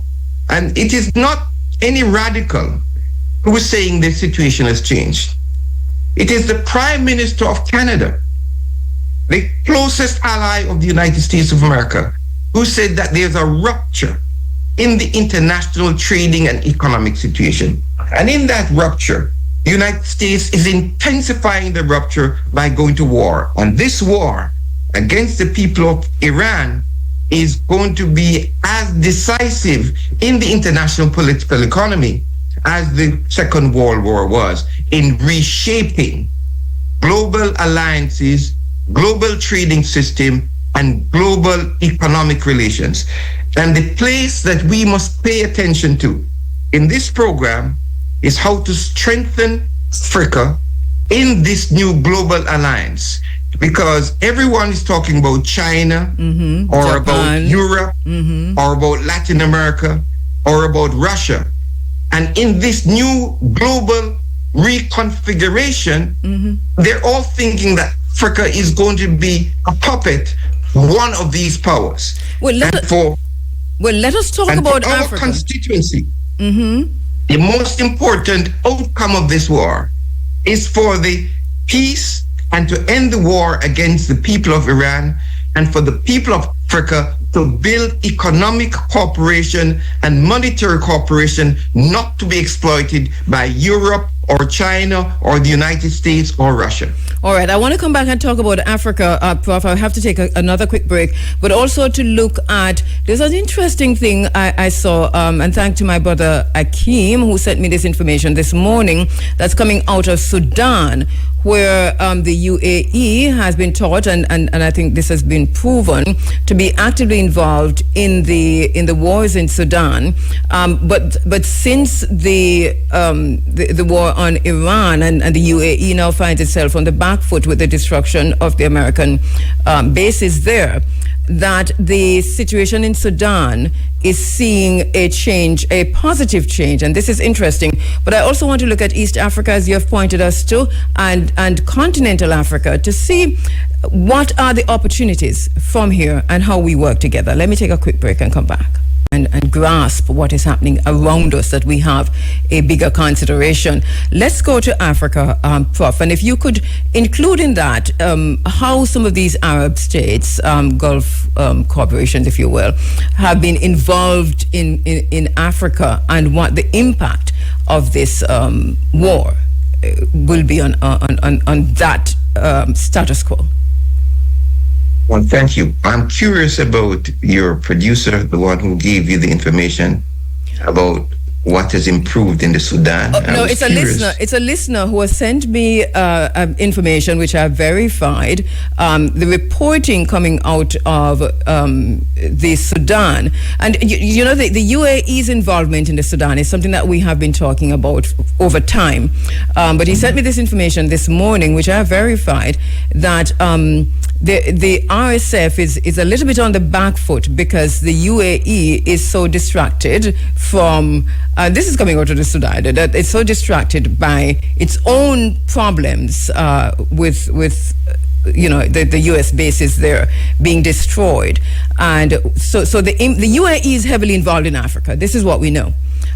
So the question then is, what's the impact on continental Africa and places where we have the Gulf corporations involved in? Thank you. It is very important for your listeners to know the role of the Gulf Cooperation Council, the UAE, Saudi Arabia, Kuwait, and Oman in destroying Africa, plundering African resources, and militarizing Africa, and supporting anti-people elements in Africa.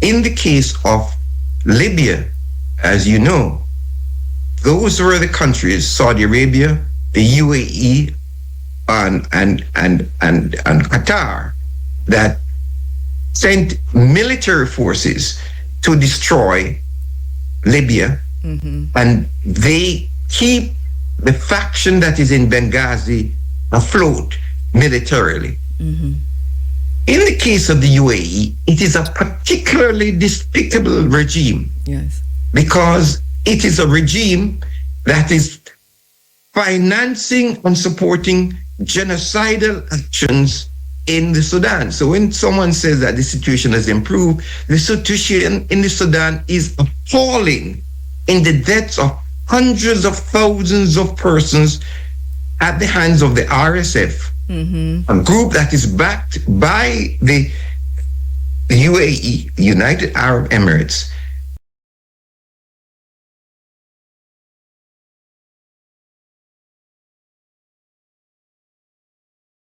Of the crisis of the US dollar. All of these countries want to get gold out of Africa. And the UAE in particular has been active all across Africa in logistics, in military relations, control of ports, and in plundering resources. And so the UAE is particularly odious because it's a country where the people do not have democratic rights. 90% of the people who work in UAE are not from the UAE. The country is comprised of only 10% of the population has citizens. It is an odious country that established itself as a center for trade, where everybody talks about going to Dubai. But the UAE should be brought before the International Criminal Court for the crimes it is committing in Africa. And it is an ally of the United States of America in this war against the people of Palestine and the people of Iran, the people of Africa. So the Gulf Cooperation Council, this is an alliance of very, very rich anti-democratic governments like Saudi Arabia, the UAE, Qatar, and so forth, or an alliance with the most despicable political elements. In fact, one of the elements that operates from the UAE is a man called Eric Prince, that has a company that is well known as a mercenary force. They call them private military contractors. Those are the kinds of people who are attracted to the UAE at this time. And we see them turning up in the Epstein files, and I know I'm going left with that, but we see them turning up in the Epstein files in very, very serious ways. As a matter of fact, Ben Suleiman, who had to step down recently, was seen, I mean, I've seen this myself, writing to Jeffrey Epstein saying, "I love the torture video you sent me." He had to step down. He is in partnership with Jamaica. Jamaica has embarked on port, developing a port, e-tourism, and they have announced this. But the person who they've been working with on this, because we see the pictures and we've been reading the articles, is Ben Suleiman. I'm bringing that in because you see, it's very important to understand how this whole area and what we're talking about when we talk about a global catastrophe, to use your word, Prof, how this connects back to Jamaica, that we are not immune from what is unfolding. Abu, I would like you to repeat for me and for your listeners what you said about the UAE in Jamaica. I would like you to repeat that, because when you repeat it, I'm going to repeat what it means for Tanzania, what it means for Somalia, what it means for... Please repeat. So Jamaica has embarked on this partnership with the UAE, and being announced from last year into this year, and I think they've kind of ramped it up early this year, which is to say tourism, they're now looking to the UAE for tourism. So they have entered into some kind of tourism partnership with the UAE. They're also expanding the ports, PORTS. So they're going into that industry, and they're also using the UAE for that. The extent to which the UAE is sponsoring this, I think, is for us to find out. But I know it's a partnership. And we know that the person who has been fronting this is Ben Suleiman. Ben Suleiman was forced to step down. He is he's a second in line, and the brother to Ben Suleiman from Formula One, F1 football. Racing. He had to step down just 3 or 4 weeks ago because he has turned up in the Epstein files many, many times, and is the one who actually wrote to Epstein to say, "I love the torture video you sent me," and as a radio station, we are bound to say, allegedly, and we're bound to say the fact that you're in the Epstein files don't mean that you've done anything wrong. But this is the situation. This is the context. Thank you. I wanted you to repeat, because everything you said is what the people of Tanzania are saying. The people of East Africa are saying. The people of Tanzania have seen where the elements of the DP world have come in to take over the ports and the logistics. That means they can smuggle in and out things out of the country. They have come into Tanzania to say they're involved in tourism. They've taken over the Serengeti and removing the Maasai.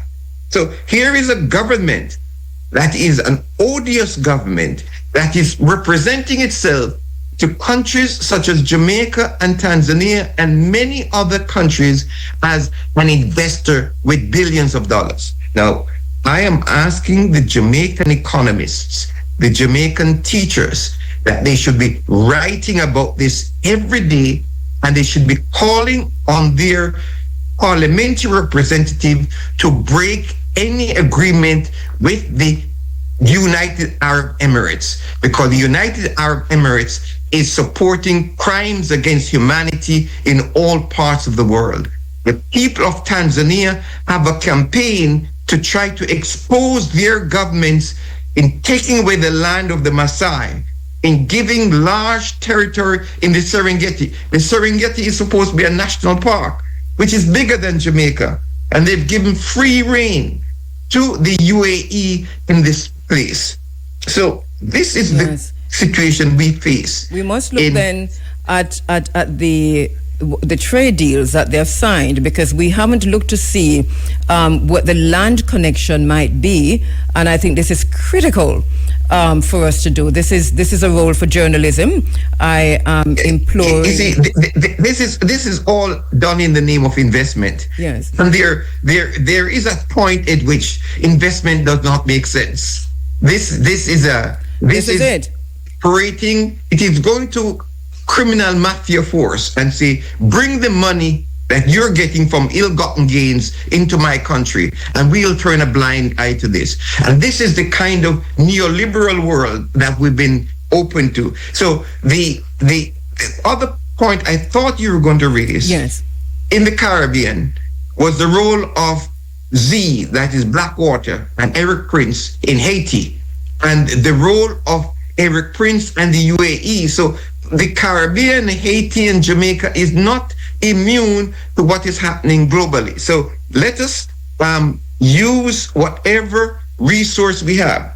When the 1975 oil crisis was afoot, the intellectuals in Jamaica, Norman Gervin, and people like Persistent Poverty, George Beckford, Al Francis, they were in the forefront of pushing for a new international economic order and creating a new platform within the United Nations and within international trading organizations like UNCTAD to bring new rules to the international economy.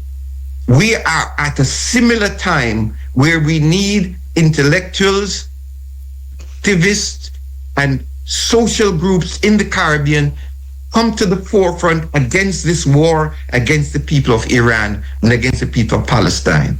And again, this is also a war against the people of Jamaica. And I want to, you had mentioned earlier that when this is over, or on the backside of this, because I don't know the extent of over, that we're going to see the same kind of shocks that we saw after World War II.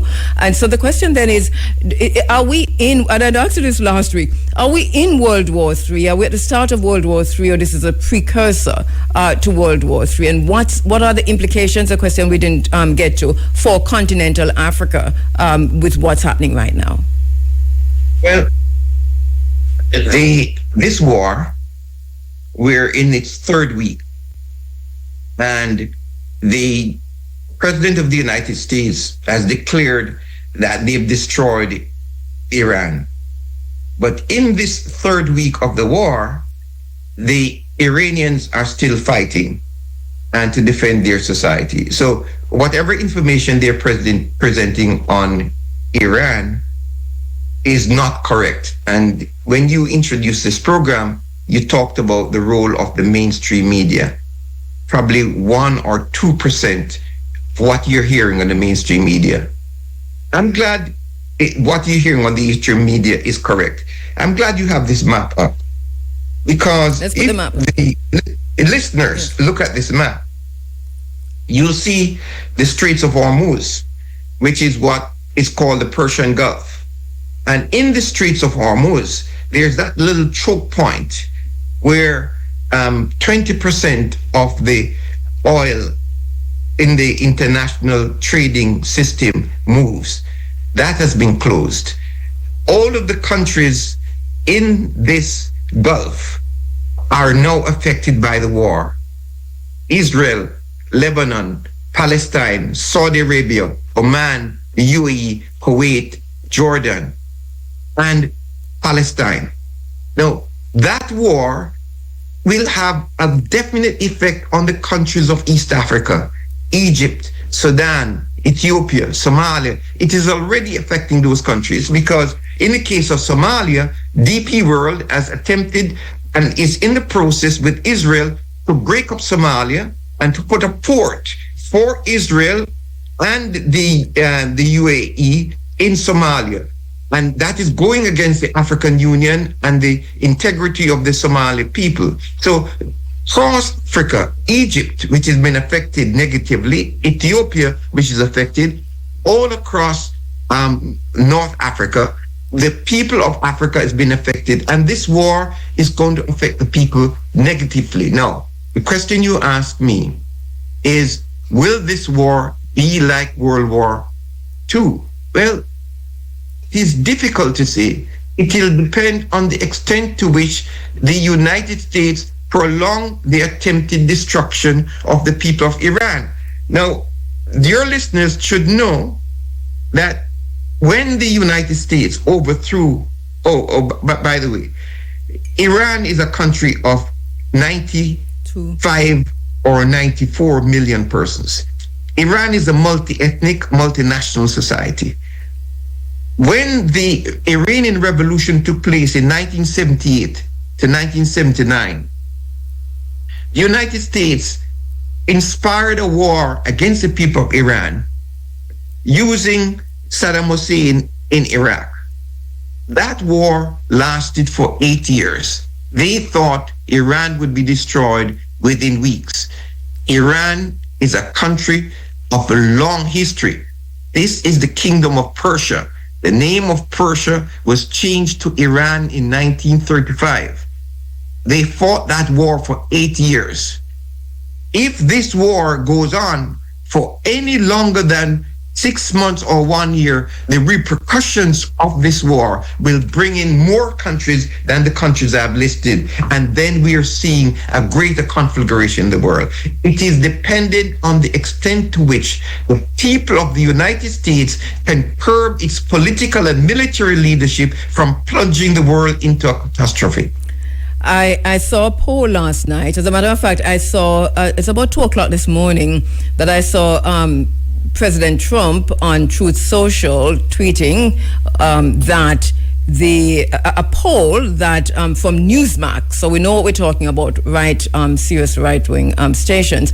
And the poll was showing that a majority of the American people. No, this is Newsmax. Remember this. So this is not scientific and it is totally wrong. But the president retweeted this. This is to show you what his thinking is.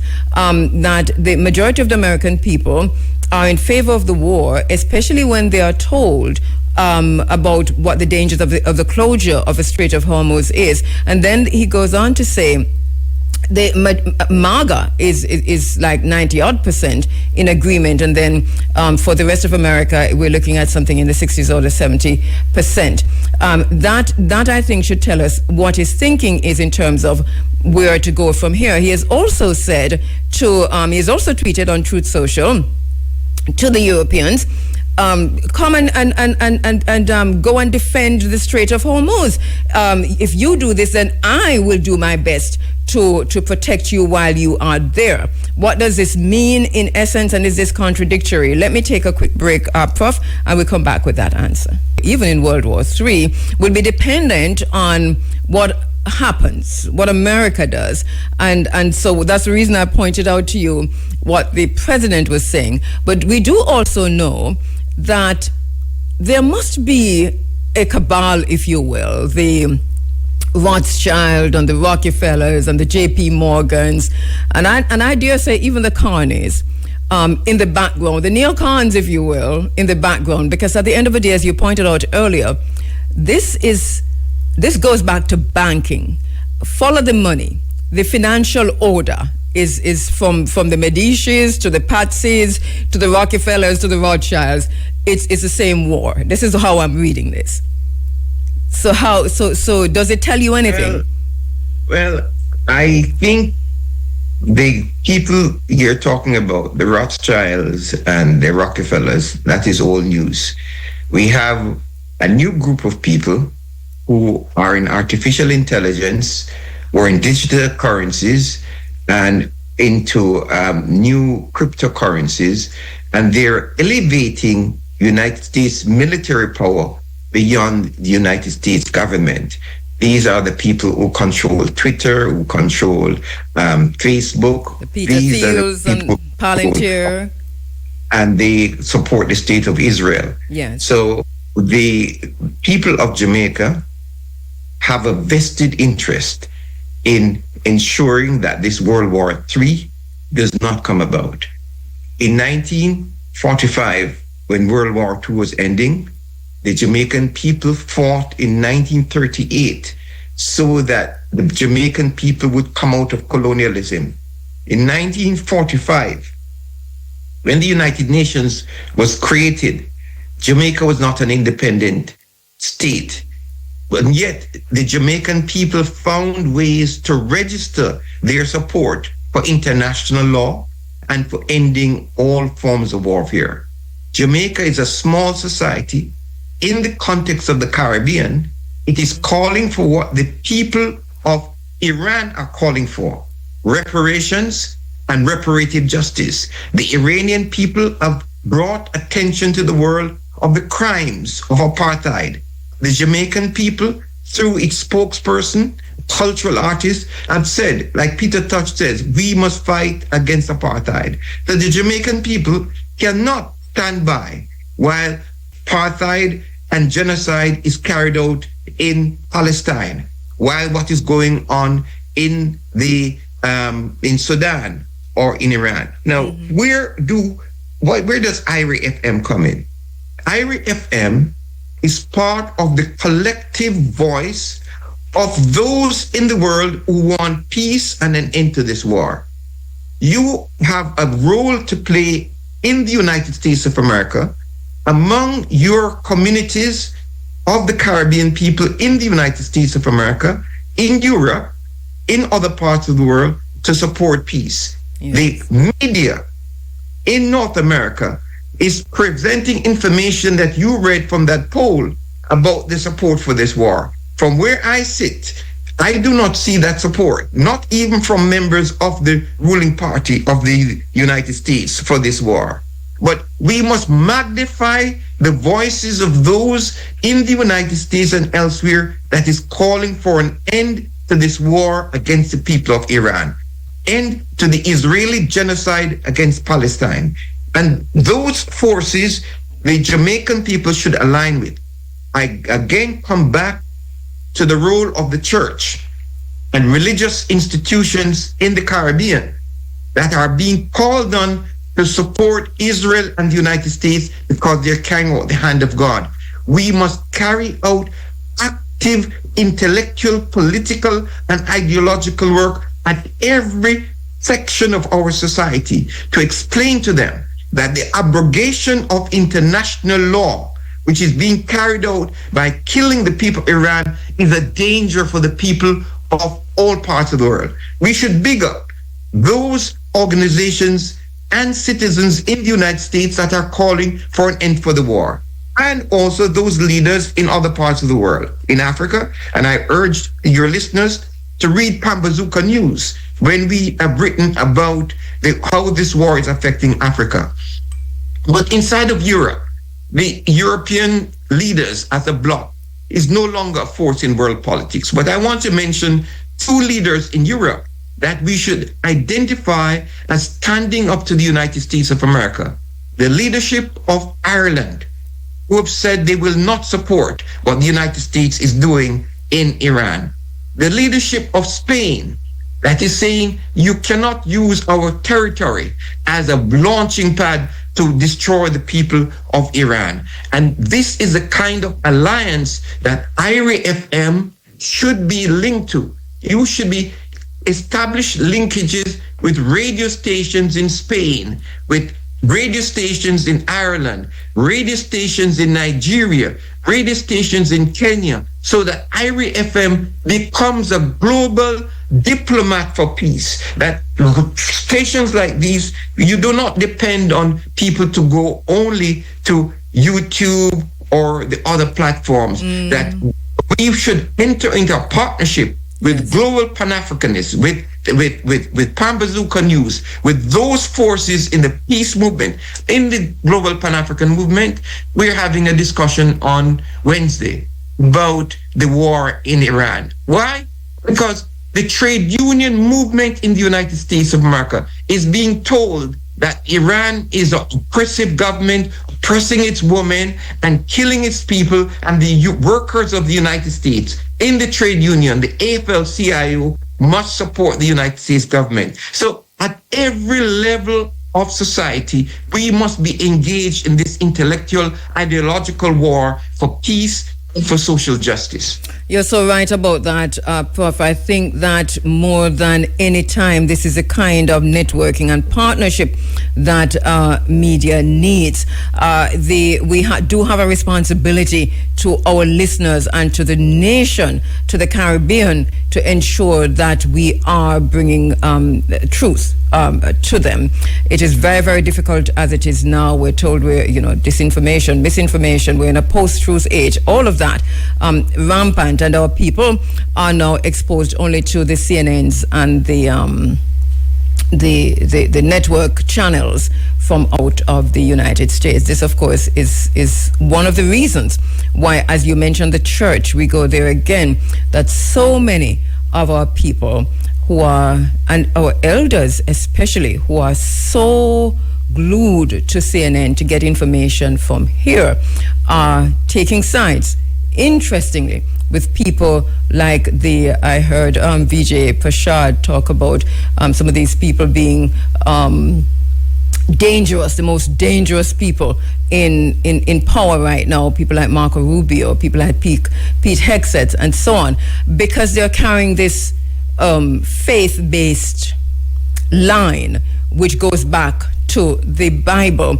How important is it, Prof., for our people to understand that this has nothing to do with anything to do with Christianity, and that this is the work of the wickedest of the lot of them? How important is it to get this through to our people, and how do we even begin to do that?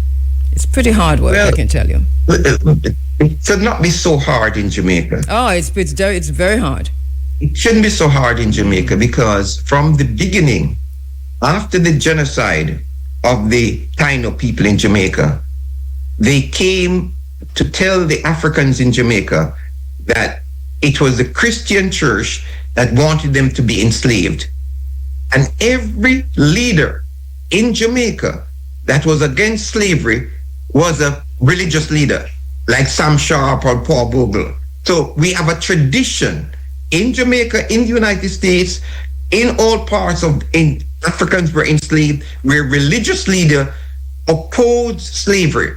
Sam Sharp in Montego Bay, in fighting against slavery, used the Bible and used concepts of freedom from the Bible. We must stand up against those so-called evangelicals in the United States who are using the Bible to support racism. We have a tradition, as we said last week, that in the United States of America, there are traditional religious leaders, such as Martin Luther King, who fought for peace, for the rights of workers. The last campaign that Martin Luther King was on was for the rights of the garbage workers in Memphis, Tennessee. We have a tradition like that in the Caribbean, where there are religious leaders who stood on the side of working people. And when we have religious leaders who want to make money and are linked up to despicable forces in Israel and the United States of America, we must use every platform to expose them and oppose them. Prof, I'm going to make this our final question, only because we intended to have you on for a much longer time, but we have to make a link with Muta Baruka, and I know he's taking the time from you. So Muta, please ask Prof for the time. He called in just now, wanted to talk about one of our colleagues who have passed, and so we're going to do that in the last 15 minutes. But when historians look back at this period, will this be the moment when we moved from the old order that Mark Carney referenced at Davos into the new order, which is you talked about the technocrats, who the Peter Thiels and the Palantirs and so on. Will this be the moment that we remember and recognize as a pivot, the move away from the old order into the new techno-feudalism and transhumanism and that kind of the trajectory that we seem to be on? We're in that order already. But I go back to the fight against slavery. The order of slavery was to turn black enslaved people into robots, cut sugarcane to make money, to pack bananas to make money. If we put making money before human beings at this time in human history, then we're doing what we've seen in Jamaica, in Melissa, in the destruction of the planet Earth. Question is whether human beings have the agency to be able to organize to create a new society. Clearly, the political leaders in Jamaica of both political parties are doing a disservice to the Jamaican people in clarifying for them what is the meaning of global warming, in clarifying to them, to the people of Jamaica, what is the meaning of the United States blockade against Cuba.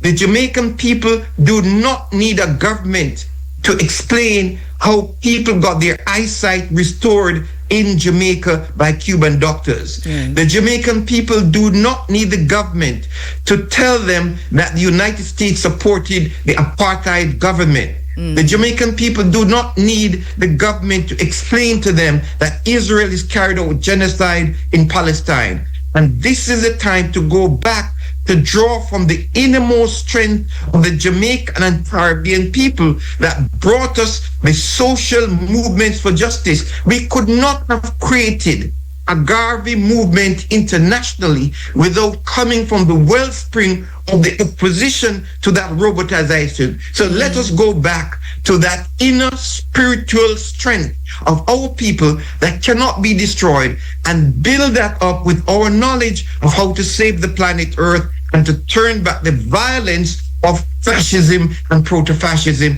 that is coming from the leadership of the United States of America. Thank you so much, Prof. I really appreciate your time and your ability.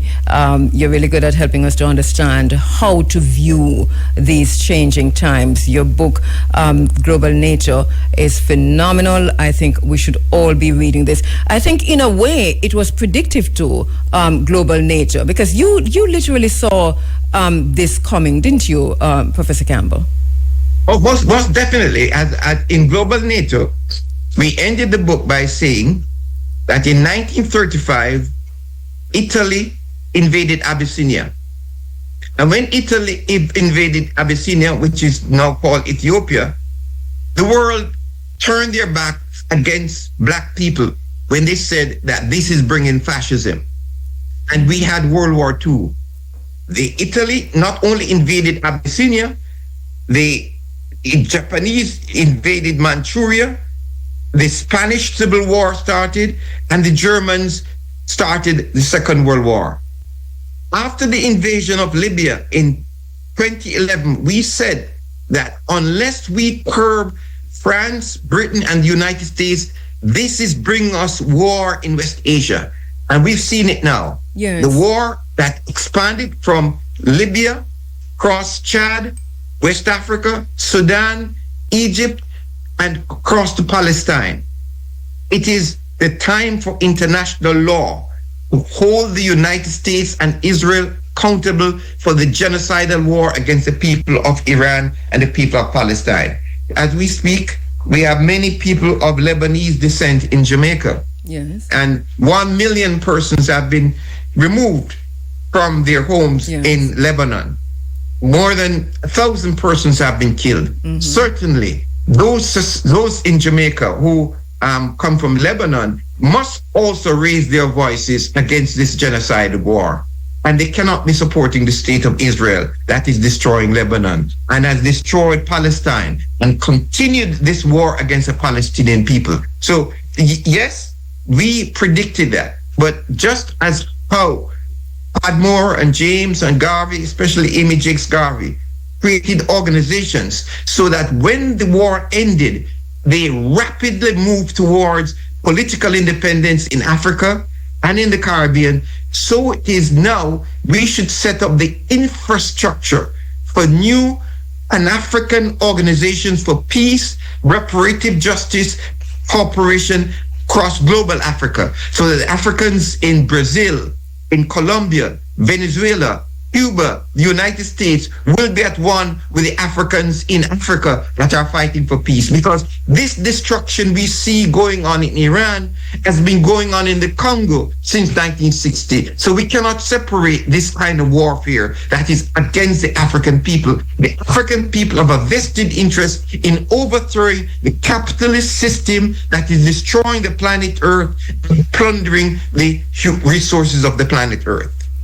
Thank you so much, Prof. Thank you so much once again. I hope you come back because I want to have a further discussion with you with the League of Nations and the United Nations and the same rules-based order that Mark Carney talked about, the rupture, where the United Nations rests right now on the backside of this and how it resembles the League of Nations and the Emperor, His Imperial Majesty, the Emperor Haile Selassie's speech to the League of Nations. Kind of remind me of what I saw the foreign minister from Iran did at the Security Council and what happened on the backside of that. So I want to put all of that in perspective if you'll come back and have a conversation with us about it.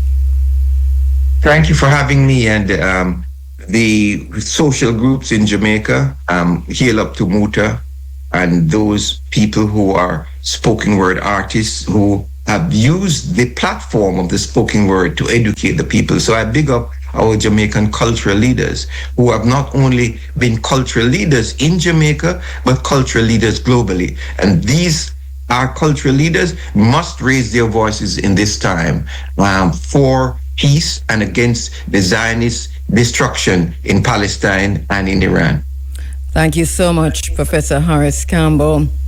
Once again, Professor Campbell is a peace and social justice activist. He is also a professor of African American Studies and Political Science at Syracuse University and a chairperson of the Global Pan-African Movement North America chapter. He is the author of Global NATO and the Catastrophic Failure in Libya. Please get your copy. I'm very pleased that I'm getting texts already from persons who have said that they are purchasing the books that we've spoken about. People have actually bought already, Vereen, so you know, the gender violence in Jamaica and the Caribbean, and I have quite a few who have and are still sourcing the Global NATO. So thank you so much for that. A quick break. Thank you, Prof. That's wrong. Muta?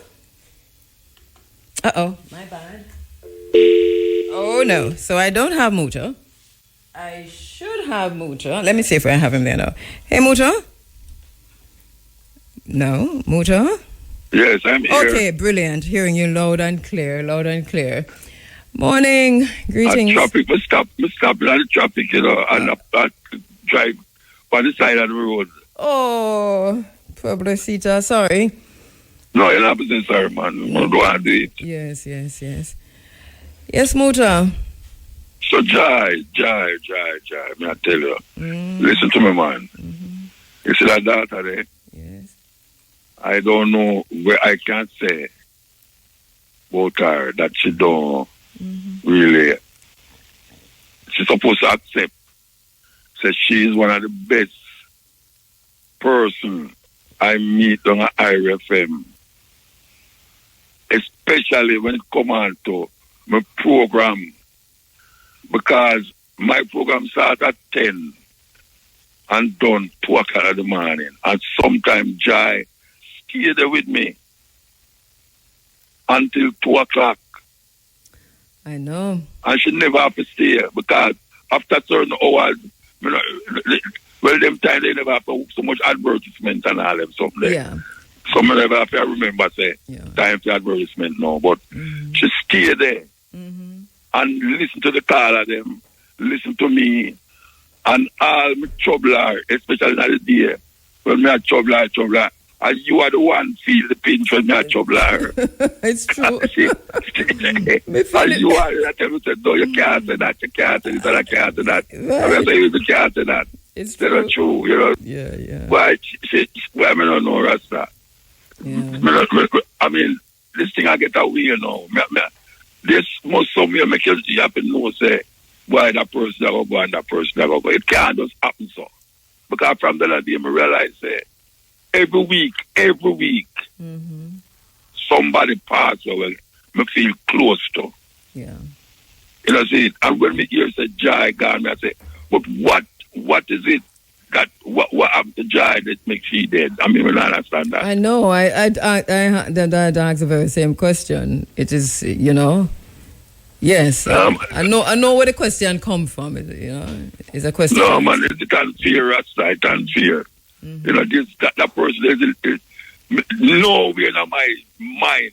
I could have said, why I want them Jai, I want them Rasta. Because this and because that.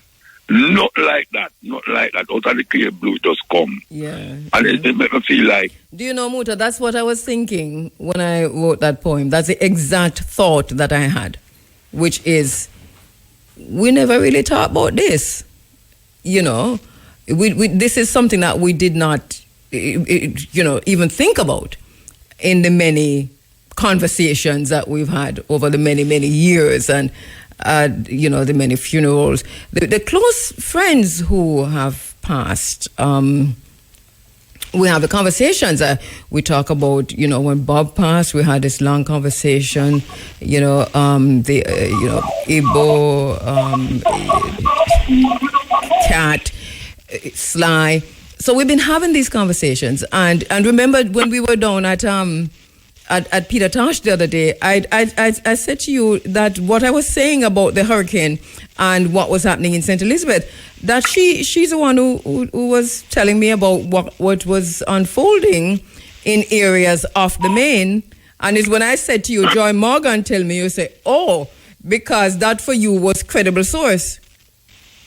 No, but you see, well, she's always credible, man. I tell you. Because she come with some argument when she say, "Where you want to do this week?" I'm going to say, "Why? Just work it out."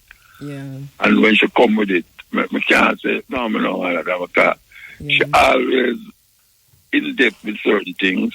Yeah. Like me nobody question. You know, me not come and I say, so where that person they get that from? Or, you know, me not really question either way there, but to know say that daughter will sit down in the studio with me for how much years. I work out certain things. She come back in the day and we work out certain things. In the night, she did it with me from, she don't have to stay there, you know, from 2 o'clock. True. From 10 o'clock From to 10. 2 o'clock. That all me one left and get the program. She could have done it. Yeah, she was that kind of producer. She don't leave the program. She listen to the program. Well, she pre-produce, she in-studio produce, and she post-produce. And that is not something that's easy to find. Well, you know, I really have to really feel away. I feel away about it. I mean, I not say more than anybody else. We pass through RFM there, but maybe it's true. She can't take mountain, you know. She can't take the mountain. And because your mouth are too much. We can't take the mountain, you know. Sometimes we tell you about that. Me hear a call from upstairs and no, you can't do that, you know, for the ear. I say, but we say it already, I know bad word. And she don't hear laugh with you. Yes, I tell the motor, stop it. No, man, I tell you, man, it's mind-boggling, but we just do ask them a little piece. Yeah, I'm very happy that you called, yes. Yeah, come and say, I said Thursday already. I know, yes. Yeah, we want to say it again because, trust me, Jai Morgan, man, Jai Morgan. And she didn't start her business, we look at the butterfly thing, them. She didn't start it, the thing, them were advertise fund. You mean the Buntings? Yes, she started with her partner. The Printry creative Printry place. But it's like a wing, like a butterfly wing. Just stick it up on the ground when you go. Oh, they did that, but more than that. I mean, they did everything from posters to you name it. The business is still open. Oh, it's still open. Yeah, it's in Ocho. So which part did it live? She was between Jamaica and the U.S. Here are all them things I know. Never ever know she they are U.S. Never ever know, but you know, me just want to say that. Me not keep up no more time, you know. Yeah, but I'm glad that you called, Muta. Thank you so much.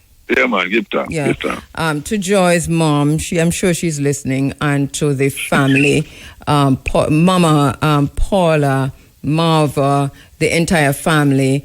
It's a really close family. Joy's family is really, really close.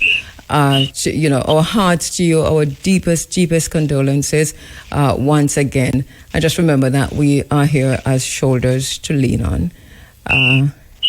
Time of grief. And we know these are the times of greatest need. You don't know until you know that these are the times of greatest need. Thank you so much, Muta. Travel safely. Oh, yeah, man. All right, you're inside of the Africa Forum. This is Running Africa, and it's a minute to 10 o'clock. And Mr. Big A is in the house. Hugo, how are you doing, Hugo? Is it Hugo, boss? Can we just say Hugo across the chest, you know? Morning, sir. Yeah. Yeah, me and you talked about Joy already on the phone, and I'm sure you'd have said something already on your program. So, not yet. Oh, okay. But we've had our conversation, and we're all going through just I wouldn't use a strange word, but just the awe of it, of the moment that we're in. You know, we were talking about the change, the geopolitical changes, but it's just it's like changes everywhere, not just geopolitically, but even individually in your spaces, whether your organization or your home, or just how the traffic set up. It seems as if we're just in one big moment of change. You feel it? It's like a reset. It's a global reset. Yeah, it's a global reset. And we're in phase, like you hear me early this morning. So we're in phase 6, I said, because it started when we locked down in COVID.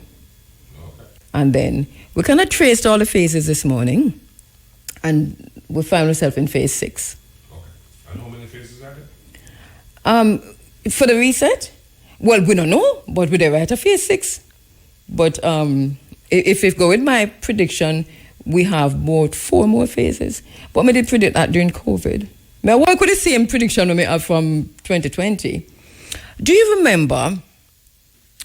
I hope you remember. You remember one, I think it was 2023 or maybe before, when we had a conversation about what was happening with artificial intelligence. That's before ChatGPT did even come online. And we were looking at the top 5 or so innovations that we probably see out on the backside of this, like what will it do? I gave 5, you gave 5. I can only remember my top 1. I have to go look for my top 1. But my top 1 was the drone technology in warfare. So you need to say, thumbs up, you got that one right. We're not happy about it, but you got that. But do you remember yours, what you said? No, I can't. You never write it down, because I took you, it was on the spot that you named them out. Right, yeah. But I forgot to find the program. I can't seem to recall it. Yeah, we're going to find the program and see how good we were. Yeah. All right, we're making way. You have anything else to say, sir? You were right about, we don't meet again from some fest in here, sir? Right, no, listen, it was last week. It was last week, began. Nobody not hear you, I can't tell you the truth, Nobody not hear you.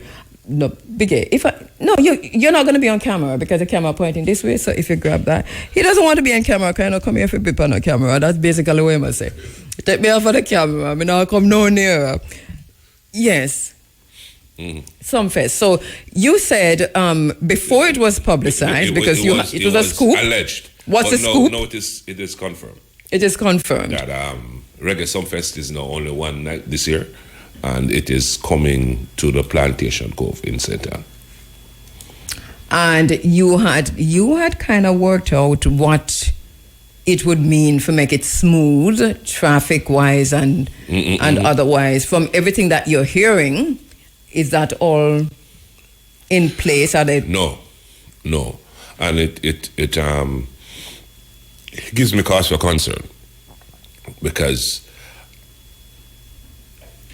that corridor is a very important corridor to the people of this region. Very, very important. Hang on a second. Let me hold up my cup so you can see. Because I know you don't know about the cup. Eh? But anyway, go on. I just want you to see. No. I have that cup from 1994. Yes, yeah, me too. Thereabouts. No, but yeah, man, it gives me cause for great concern because, as I said, it is the main corridor for people of this region. Ocho Rios is, St. Anne's Airport, St. Mary Airport is Montego Bay. Most of us don't go to Kingston because it is far more. What do you mean by airport? Sorry. No, when we're leaving the country, that is the airport of choice. So about Boscobel? Bob Marley. No, come on, no, Kaboom. And there's only 2 flights a day that need only go to Miami. No, we live in the region. It's about 4, 5, 6 flights a day. Huh? Since, well, I know whenever you try to connect it only Miami go. So okay. if you're going elsewhere, it is inconvenient. So it still is, it's still and not to mention the exorbitant prices. It is almost like 50% more than what you would get out of the other airports. Not to mention Kingston. Right. So it is not the most economical for persons. I mean locals in this part. Okay. Right. So you're saying people coming in from overseas, Mobay or Kingston? No, So can you imagine if you have a flight out of Montego Bay, yes, and you are stuck into that in the grill? No, man, I'm talking about. Oh, intimate. Oh, yeah, Intimate. Yeah, man. Yeah. And I'm talking. But about, remember, I had to turn back from Intimate. I'm saying. Yeah. So what happened at the Kite Festival is the same minuscule to I get your point. to the traffic congestion that I'm talking about. Intimate traffic, because that was, I had to turn back. Turned back at the gas station that was 5 minutes from intimate traffic. Yeah. Meet me at IRFM Remind gate. Me. Intimate traffic. Yes. Meet me at IRFM gate. Okay. So I know it took me an hour and maybe about 15 minutes to get from IRFM's gate to the Jerk Center in Ocherius. Right. And that is when I turned back. Oh, yes, and I turned back up. That is when I turned back for the last one, Yeah. Right? So, a point is well taken, because if we're going to get in, if it's an intimate traffic situation, then we already have to say something. We have to say something. It is our responsibility to say something. I have been saying it for the last, since the very first Intimate show. I have been lamenting on the situation. And I have not only lamented on the situation. I have said what the cause is. Yes. And Bigate, right, you've said what the cause is, but you have also said why it cannot happen again, which is what you just laid out, which is the hospital is right there. Right? The airport and all the other Missed flight is one thing, but dead is another thing on the way to the hospital. Yeah. Right. It cannot happen. So why do you think that there will not be the proper changes? I would have to hear from the developers of that property as to what their thinking is. What about the parish council? The parish council have to tell you something. Remember, my thinking and what I strongly believe, has nothing to do, well, not nothing, but it has little to do with the road and more to do with the property. With the property. But right. If it is a property, that the parish council has an obligation to make sure that the property is ready before you grant the permit. Because the parish council have to grant the permit. Not just the parish council, police have to grant the permit too. Not only them, but what about JCAP and all these people who have to grant permit? No. There are many permits that you have to... and JAMS have nothing to do with the logistics of the venue. But they are not giving you the permit unless you give them the parish council. No, and I agree. So I am saying that is where the attention needs to be focused. Where? On the developer? The developer and the attendant permits, because we have heard it that they have that they have a design that will defeat the traffic congestion and all that, but we don't. What's see the design? I don't know. I don't see it. It has not been implemented. Let me ask you, because you articulated what that design should have been yesterday. Are there any alternatives to that you envision? Last week Sunday. Not any economical ones. And what was it again? You're saying many entrances and many exits. Entrances, because that is what is causing the bottleneck. Haven't you spoken to Joe Bogdanovich? No. And as I said, I think it would be more the developers of that property need to install these entrances. This, of course, is Nicholas Evans. To be a and I don't know if Nick, do you want to come on the air, so because I'm going to put you on hands free now? Go and talk the beginning. Let me hear him say. Where's the Nick? No. Big say, look at. Me, I'm going to put you on the thing in the neck. I'm going to put you on, go on, talk. You're on the mic. Yeah, I'm saying that road has a traffic jam every single day without an event. It's not the event. It's not about the road. The event just, exacerbate the happening. But I think that's what Big is saying. You're saying it's a road, isn't it? Nick, that's what Big is saying. No. We are talking specifically. Hold on there, Nick. Hold on there, Nick. Nick, hold on there. Yes, go ahead, begin. No, the infrastructure of the road needs to be sorted out. As I said before, that is part of the problem. But the weight of the issue is what you do with the traffic when you take it off the road. Right? And that is what is causing the bottleneck. They are not able to filter fast enough into the venue. So you could have a 6-lane highway out there if you take out the traffic and then still have to go through this narrow entrance to get into the venue, and everything, all these thousands of vehicles have to slow down and take them time, go through this one entrance, you are bound to have this pile up of traffic. Where's the Nick? Nick? I am not discard what he's saying about moving things off the road. I mean, the same thing happened with Sumfest. Sumfest is not moving vehicle off the road to the venue in Montego Bay. Any speeder than is happening down there. The fact is there's a huge difference, Nick. Going up to going down. Make him finish. We have the most disciplined drivers in Jamaica. The police, rather than standing at intersections to say, you can't go there, the police need to patrol to ensure that when I join the line, third in line, I don't reach the event 17th in line because everybody... All right, so Nick, we hear you, and because you're not hearing Big A, I have to hang up because you're not hearing Big A. So, and no problem. But Big A has always been mentioned in the video. No, the police are one. Until better roads come, the police need to do a better job of manning. We're not discounting that at all. Yeah. We have the same situation leaving from home to Irie in the mornings. We have the same situation. Well, listen, so Big A say he's not discounting that. So because we're in a Big A time, 12 minutes gone. No, we're not discounting. Remember, Big A respond. We move on. No, we're not discounting that. It is a multi-layered problem. Yes. But it is going to be perpetuated if you cannot get the vehicles into we already remember, we are looking at the most economical solution at this point. Mm-hmm. Right?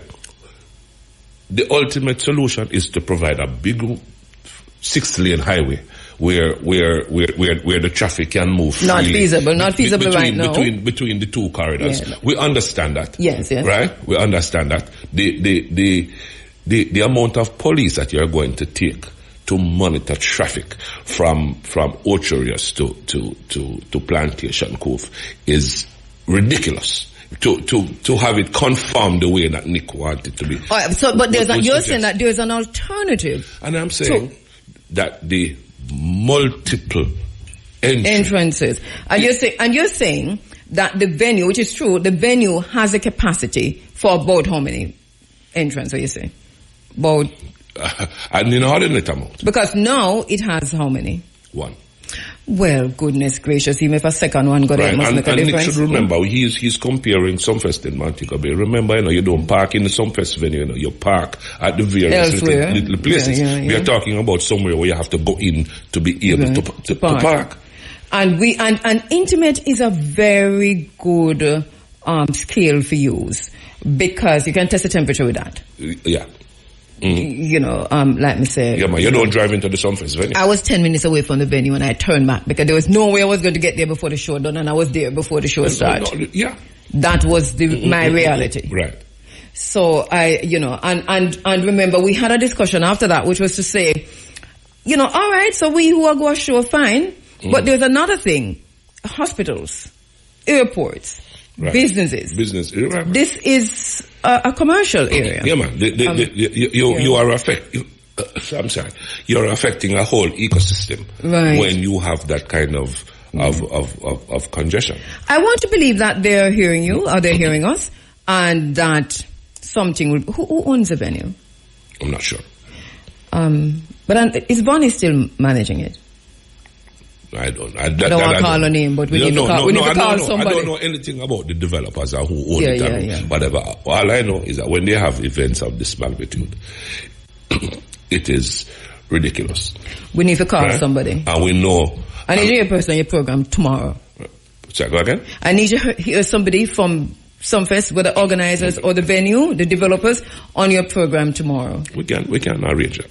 Yeah, it should, because I think that it's critical. I mean, it's something that, what's interesting about it is that those who have had an experience with Intimate are going to... I remember, the congestion of which Nick speaks, the daily congestion, don't really happen at that particular corridor.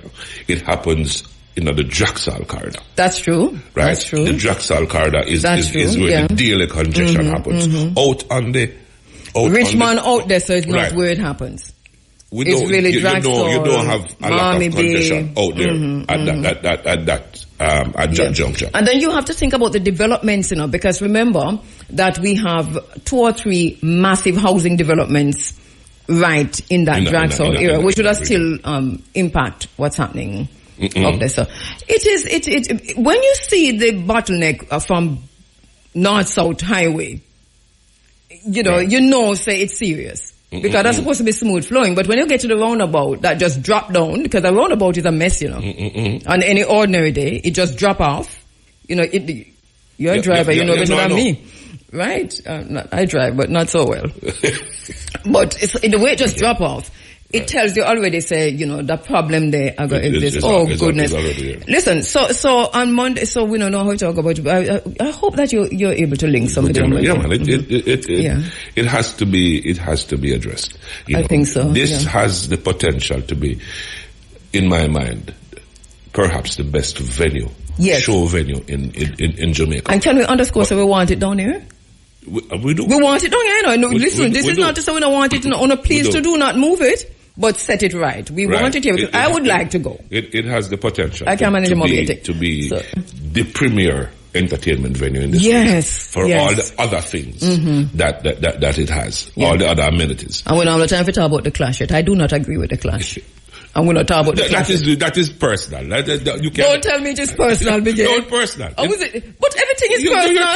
It's your taste. It's your own taste. Then the road situation is personal too. No, man, that's national importance. No. That is of national. No, the Clash is of national. Biggie. Mr. Biggie. The Clash is of national importance. I do not care what you say. Do not let us fight over this. No. We have been doing very well. We won't fight. We will not fight. If you think it is of national importance. I know you say it's not a clash. You have that But right. it is a clash, Biggie. No, I don't know if it's a clash or not. But it is posited that way. It is marketed that way for you to have these kinds of thoughts in your mind. Exactly. It is clever. It is clever. Too clever for me. They didn't say it is, and they didn't say it was. I know they haven't said it, but I'm going. I'll be there. I would like to broadcast live from there. Wow. No, I mean, if it was a Sunday, I would have did it till the morning. But just to underscore the point. So I have a problem with the Clash. I'm going to talk about it next week. If you don't mind. All right, well, no, we can. Why, I'm going to come with all of my documents like somebody we know upon the social media. Oh, my friend. Your friend, yeah, Greetings to all our friends on TikTok. Mr. MW. There you go. I'm coming with all of my documents, right? And I would say, Biggie, we're way over time, So let me because next thing you know, it's time for, what time is Cashpot in your show? 10:30. 10:30. So you have a few minutes. Thank you. You're welcome. Anytime. Anything for you. You don't know it, anything for you. So this is how we're saying goodbye for today. Thank you so much for being a part of this. Thank you to all of our guests. Thank you for listening. And Mr. Biggie is up next with this Sunday Sunshine. What should I do, Biggie? Take an ad or no, tell me the bread. Or ask Biggie. We'll ask Nico Fido. Yeah. Nico Fido pay for this. Because he called in, and before you know it, so the break is one ad, it's a 10 o'clock ad.